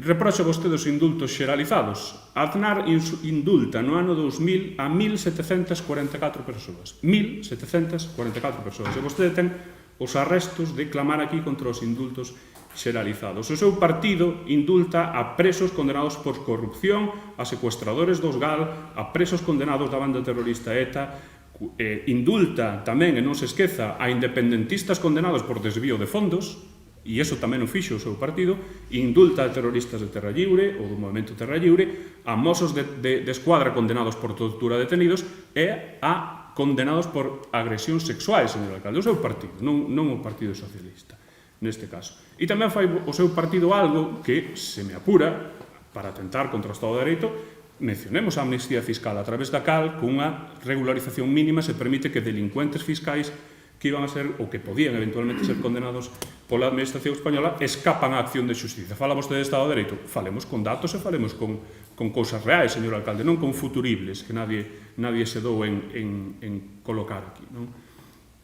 O BNG, ademais, está a favor de solucionar de xeito político o que son problemas políticos, porque os conflitos políticos non se resolven, e vostede sabe, o seu partido seguramente que o sepa tamén, non se resolven con moito pao e ningunha zanahoria. Resolvense de outra maneira, metendo a xente en prisión, endurecendo o Código Penal e dando caña ou leña constantemente, como vostedes dicen, non se soluciona absolutamente nada. O único que pretende vostede, o único que pretende o seu partido é adiantar pola dereita a outros partidos que eu non vou a mencionar aquí. A amnistía, seguindo a súa intervención agora actual, sirve e está ben para reconciliar a fascistas ou a terroristas de Estado, pero non vale se a ideoloxía a vostede non lle gusta. Nese caso, a amnistía é inconstitucional, atenta contra o Estado de Dereito e non se pode ni siquiera discutir de maneira dialogada. O BNG vai a votar en contra non da moción, senón deste circo e da campaña de propaganda que o Partido Popular pon en marcha con este circo. Entre outras cousas, señor alcalde, fallou o timing, faltou o tempo. Viu vostede a televisión? Sabe vostede que Núñez Feijóo perdeu a investidura e que o movimento político e periodístico que vostedes buscan con isto non ten nin o máis mínimo sentido. Vostede trata de xerar con este circo unha inquedanza que, por lo menos na minha experiencia, non existe na cidade de Outeiro do Rei. Eu non detectei a ningún veciño preocupado por isto. Fai que o Concello de Outeiro do Rei e o noso pleno gaste tempo e gaste esforzo en discutir algo que pasa ou pasará no futuro a máis de 1000 kilómetros de aquí. Fai perder o tempo do pleno, que é limitado, con asuntos que non interesan e que, desde logo, non son competencias do pleno. Mentras falamos disto, non falamos de mellorar a rede de abastecemento de augas axeitadamente para impedir as rupturas de tubaxes, como as que tivemos hai pouco tempo, polo menos na miña parroquia, non falamos de despoboamento rural, non falamos de urbanismo, non falamos dos servicios que poden funcionar mellor neste concello. Gústalle falar constantemente de outros lugares e realmente, confesolle como no corazón, non entendo por qué. Vostede hoxe, na sesión de hoxe, falou moito máis de Rodríguez Zapatero que do que pasa no Concello, aplicando constantemente o esque e el e tú más. Bueno, pues non sei a que tipo de argumentación política responde isto. Mire ao redor do día deste pleno como exemplo e vexa que partidos estamos pulando pola mellora do Concello e cales non. Finalizo xa. Coloca vostede aquí un circo, señor alcalde, no que os animais están tristes, nos que os trapecistas tropezan constantemente, e no que lle direi, ni siquiera os payasos fan gracia. O único que veo hoxe aquí é o pitoniso, moi probablemente falle nas súas prediccións. O seu partido non deixa de sementar circo con este tipo de emoción, señor alcalde, non se extrañe cando lle crezan os enanos. Gracias.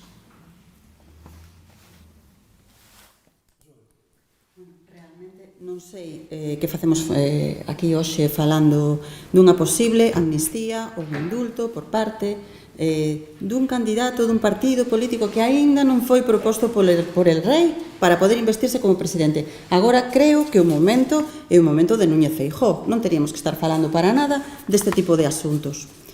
Pero, bueno, imos, a pesar de todo, comentar o que nos pareceu esta proposta de moción. Na súa exposición de motivos retrotráense a 1977, mentindo e utilizando os argumentos que se esgrimiron para a aprobación da lei de amnistía daquela, como se fosen seus. Que quede ben clariño hoxe aquí. Alianza Popular, é dicir, vostedes, coas siglas que eran as siglas da súa orixe, votou abstención xunto con Euskadi Ezkerra, é un partido independentista aragonés, que creo que hoxe xa non existe, é algo sorprendente. Non son vostedes os sucesores de Adolfo Suárez, pero sí do partido fundado por Manuel Fraga e outros ministros franquistas. Daquela, de 317 deputados que había en total no Congreso, votaron a favor desta lei 296 deputados. Só vostedes e os que mencionei antes quedaron á marxe. Dicían daquela que o país ia deslizarse cara a anarquía e apelaban tamén a razóns de Estado, igualmente que agora, igual. Por certo, pediron abstención no referéndum do 6 de decembro do 78 e non apoiaron a Constitución no Congreso, por moito que agora estean esgrimindo a Constitución. Unha posible amnistía, se é que se leva a cabo, axudaría a poñer fin ás consecuencias xudiciais do referéndum ilegal de 2017, tendo en conta que a maioría delas non pasan de categoría de multas administrativas. E voulle ler unhas cifras. 1.432 persoas estarían afectadas por esa posible amnistía ou indulto. Destas, 880 están condenadas por pago de multas. 880. 113 enfréntanse a condeas penais. 35 están pendentes das decisións que tomen o Tribunal de Contas. 17 están pendentes de sentenza. E 387 ainda están con causa penal aberta. Non hai ningún só delicto de sangue, ningún só.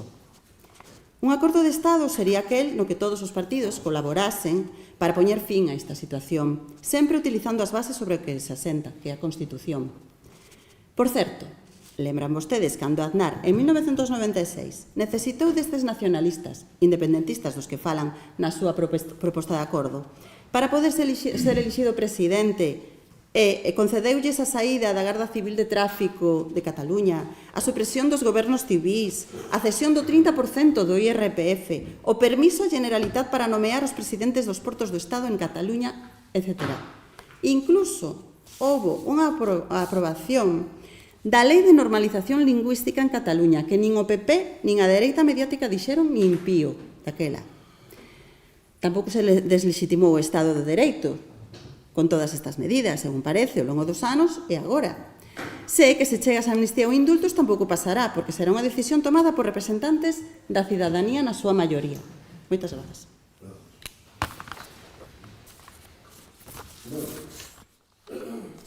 Eu xa sei que aos do bloque, cando as iniciativas son dos demais, é un circo. As iniciativas deles son importantes e non valen para perder o tempo.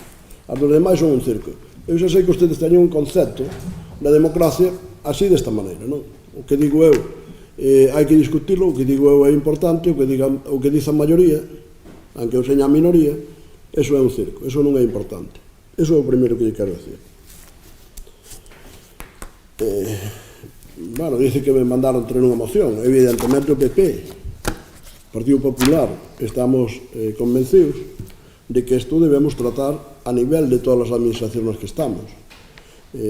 Hombre, se realmente fixéramos memoria de todas as mocións que traemos nós con respecto a mocións generalizadas e as que traen ustedes, eu digo algunhas veces, ustedes están realmente militarizados. Nosotros temos criterio e actuamos en consecuencia. Bueno, xa os teño visto algunha vez decir que non están convencidos de algo e votar o que lles mandan. Pero, bueno, eso é o seu problema. A mí eso non me preocupa. O que vostedes fagan non me preocupa, sinceramente. Nosotros, evidentemente, traemos esta moción porque estamos convencidos. Porque presenta o partido a nivel nacional, o cual nos parece moi ben. Ademais, eu son partícipe de que o fagan. Ademais, houve unha manifestación fai poucos días na cual eu estuve, porque estou convencido, non porque teña que ir, porque cada un no Partido Popular, pois dentro de unhas líneas básicas, realmente temos libertade de actuar. Bastante máis libertade que teñen os partidos de izquierdas, porque no PSOE, ademais, o dicen claramente, xa o dicían hai moitos anos, o que se move non sale na foto. Non hai máis que ver que importantes dirigentes acaban de votalos, ou sea, non fai falta ir moi atrás. Eso sucede con moita frecuencia. E no bloque ni siquiera se atreven a moverse para que a foto esteña sempre ben centrada. Pero, bueno, eso é falar de algo que saben todos os ciudadanos, que sabemos todos desde fai moito tempo. Entón, eso aplícolle un pouco, porque como usted ven a decir que o que trae aquí o grupo mayoritario é un circo, realmente usted é pouco respetuoso, porque realmente as propostas do grupo mayoritario, como mínimo, teñen a mesma trascendencia que as que traigan ustedes ou un pouco máis. Sabe por qué? Porque temos moita máis representatividade. Non porque o digamos nós, nin porque señamos juristas ou deixamos de serlo. Eso é outra cousa. Usted pode ser jurista, pero eso é igual. Usted por ser jurista non nos vai a convencer. E porque unha serie de juristas, a inmensa maioría de izquierdas, digan o que digan, a min políticamente tampouco me vai a convencer. Eu xa sei que ustedes se consideran como superiores, que como se foran de clase superior, pero están equivocados. Están equivocados. Están equivocados e así os tratan os veciños, claro, porque ustedes van un pouco desobrados e despois a hora da verdad realmente pasa o que pasa, non? Sí que traigo por convicción total, a traemos por convicción total. Que terían que haxe unha lei de amnistía? Pois eu creo que non, sinceramente creo que non. E según usted nombrou unha serie de juristas, eu podía nombrar outra serie de juristas que dicen que non. Pero realmente todos os juristas que usted nombra son de izquierda ou de extrema izquierda. Indultos, todos os gobernos fixaron indultos, pero un indulto é unha cousa e unha amnistía é outra. Usted que é un jurista e que nos quere dar además clases de jurisprudencia, pois sí que nos las quere dar. E presumir da súa profesión e da súa formación, pero que aquí vimos a fazer política, non vimos a discutir temas jurídicos. Para iso temos técnicos e temos asesores, e cando nos faga falta utilizámonos. Nosotros aquí vimos a discutir de política, e entón este é un tema político, sabe? Aznar indultou a varios miles e os demais presidentes tamén, pero o indulto é unha cousa e a amnistía outra. O indulto é alguén que despois de estar condenado, pois pola razón que seña, que nunha boa parte dos casos foron indultos de outros partidos, porque aquí hai outra cousa tamén moi grave que xa se fixo por parte do goberno do PSOE e da izquierda, retirar a lei de malversación, o sea, de corrupción, digamos, o sea, a corrupción que os únicos que a poden cometer son os políticos, resulta que se rebaixa os delitos por corrupción. Eso xa o fixeron ustedes, isto non é un tema preventivo. E cando ustedes me dicen, eu xa o aclarei desde o principio, porque xa me esperaba que dixeran eso, cando ustedes me dicen, non, é que non se fixo nada desto, non hai ninguna lei de amnistía, usted trae algo, digamos, en vacío. Non. Quen dice que hai que pedir esa amnistía é o señor Puigdemont, o señor de Esquerra, o señor de Bildu, o señor do PNV, sobre todo o Bildu, de PNV, ainda non lle vou dicir moito, que hai que aprobar unha lei de amnistía. Pero é que eses señores, hai outro señor que dice que vai a ser presidente do goberno e que ten os votos. Só os tense se o apoyan eses señores. Eso non fai falta ser nin jurista nin nada, simplemente saber sumar. E con saber sumar, temos que saber que para que lle den os votos no Congreso, teñen que ter estes señores, pero a moitos destes señores, non a un ou a dous, a moitos destes señores, votando a favor. E estes señores, o dicen todos os días, bueno, ademais xa o demostraron ustedes, que acaban de ver a un prófugo encargado por alguén do goberno de España a visitalo a un país estranxeiro. O sea, que xa hai que ter valor para que un ministro do goberno de España vai a visitar un prófugo da justicia española. Xa hai que ter valor, porque non sei incluso se eso roza o delito. No, dice que non é verdade. Home, se o vimos nas cámaras, ao mellor o pode negar. Usted se quere pode negar, pero é que, claro, cando negamos a evidencia, realmente, claro, usted pode dicir que ahora é de noite, tamén non pode dicir. A ustedes non lles costa, claro, dice o seu jefe, dice, non é que minta, é que cambio de opinión. Ustedes cambian de opinión con moita frecuencia, pero as cousas no dicionario sempre queren dicir o que queren dicir. E despois, de vez en cando, hai xente que as quere tergiversar para engañarnos aos demais. Quere dicir que o que dixo de outra maneira. Pois non, señor. Unha vicepresidenta, nada menos, do goberno de España, vai visitar a un prófugo da xusticia a un país estranxeiro fai poucos días. Pois supoño que irían para acordar todo este tipo de cousas, que esa persona da que ustedes dependen, ese partido do que ustedes dependen, que dicen que van a ter, porque se ustedes non dixeran que van a ter os votos, se esta xente non dixera que vai a exigir unha amnistía, nosotros evidentemente non saberíamos nada. Saberíamos o que non presentaran. Pero mete non o saberíamos. Pero que eso dicen ustedes todos os días.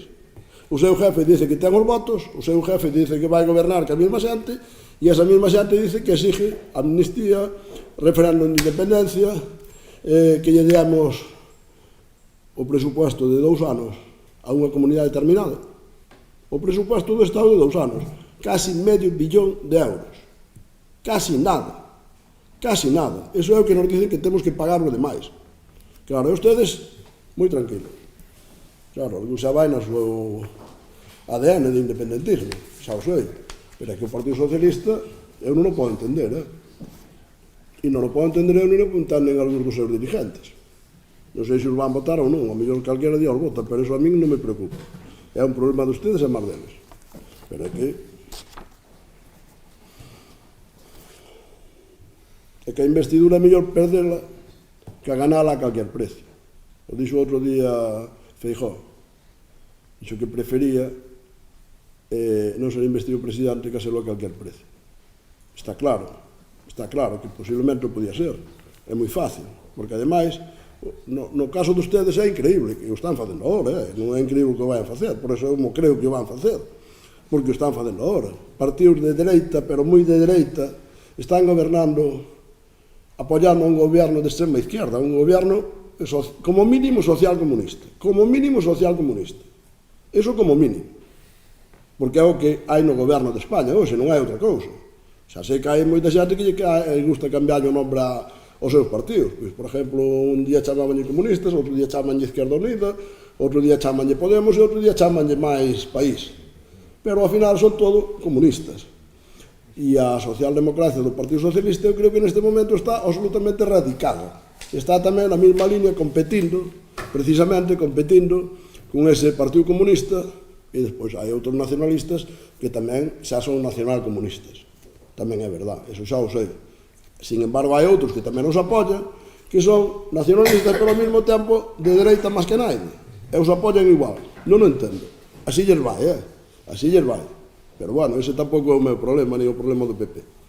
O problema do PP é España, que España funcione, que lle vai a mellor ao país. E non que cada día esteñamos en peores condicións sociales, económicas, de menos libertad, etcétera, etcétera, que é no camiño que vamos. Ustedes falanos señor letrado, de despoblación no rural. Home, nosotros aquí non temos que falar moito de despoblación no rural, eso tendrán que falar outros. Se nós temos que falar de despoblamento no rural, entón outros apaga e vámonos, Xa me pode enumerar algún goberno onde gobernen ustedes onde non vayan a máis, onde non vayan a menos, cada día a ter menos habitantes. Mencióneme algún concello a ver se o sabe. Desde logo na provincia de Lugo non, O despoblamento no rural en Outeiro é difícil, hai que ter moita capacidade intelectual como ten usted para decir que en Outeiro temos que falar de despoblamento no rural. E iso de que non lle preocupa aos veciños do Outeiro, usted xa sei que acaba de chegar a Outeiro e ao mellor non conoce moitos veciños do Outeiro. É posible, pero realmente pode estar usted seguro que lle preocupa bastantes máis dos que usted cree esta situación que estamos tendo no país.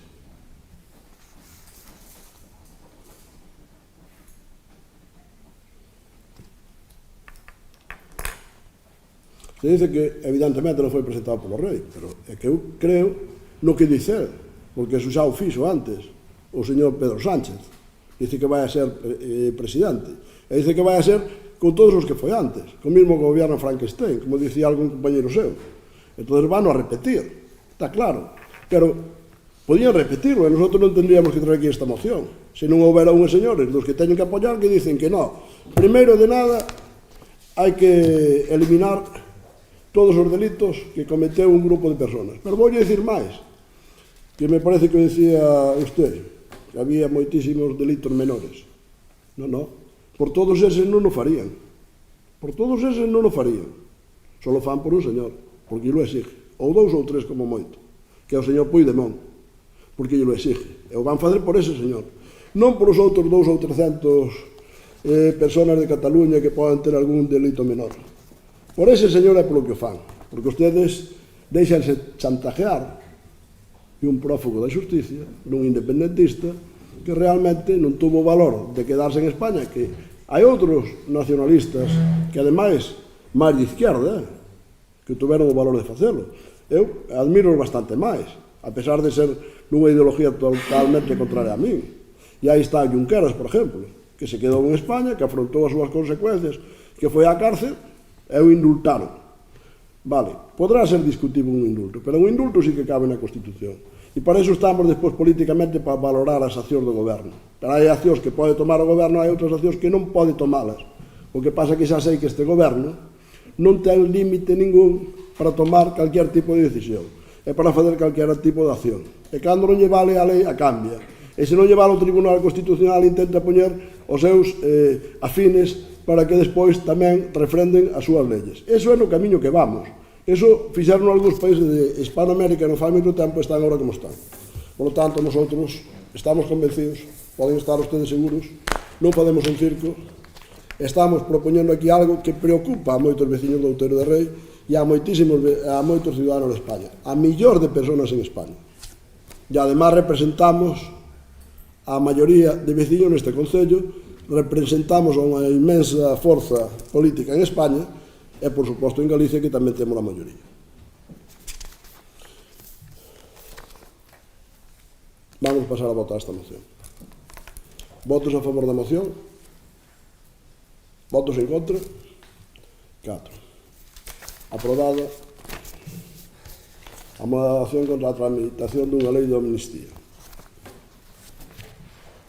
que, ademais, xa lín antes o enunciado, lle daremos traslado os acordos á Presidencia do Goberno, á Vicepresidencia Primeira e Ministerio de Asuntos Económicos e Transformación Digital, á Vicepresidencia Segunda e Ministerio de Traballo e Economía Social, ao Ministerio de Política Territorial e aos portavoces parlamentarios no Congreso e no Senado, así a Xunta de Goberno da FEGA.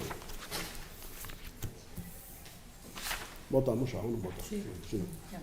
Pois entonces, temos unha pregunta, me parece, non? Ou non temos máis nada? Temos unha pregunta, sí. Creo. Yo creo que tengo aquí unha pregunta. Sí.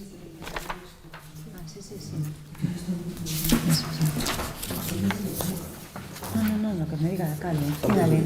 Sí, está aquí.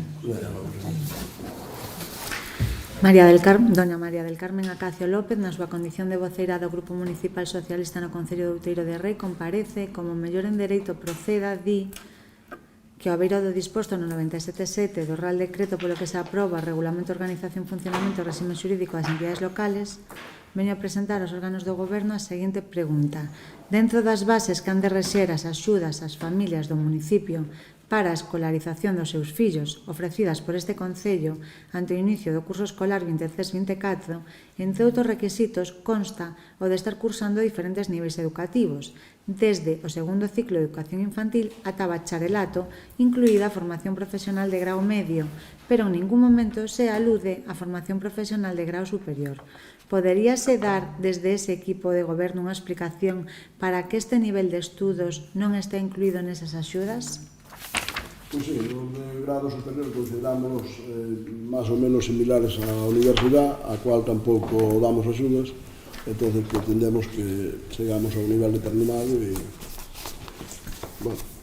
ojalá tuviéramos capacidade para dar de máis axuda e a máis xente, pero, a explicación realmente é esa.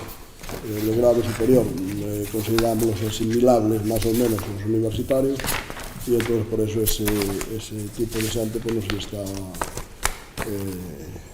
non se está dando axudas en este tipo de terreno de formación. Creo que non hai máis asuntos, non? Pois entón levantamos a sesión.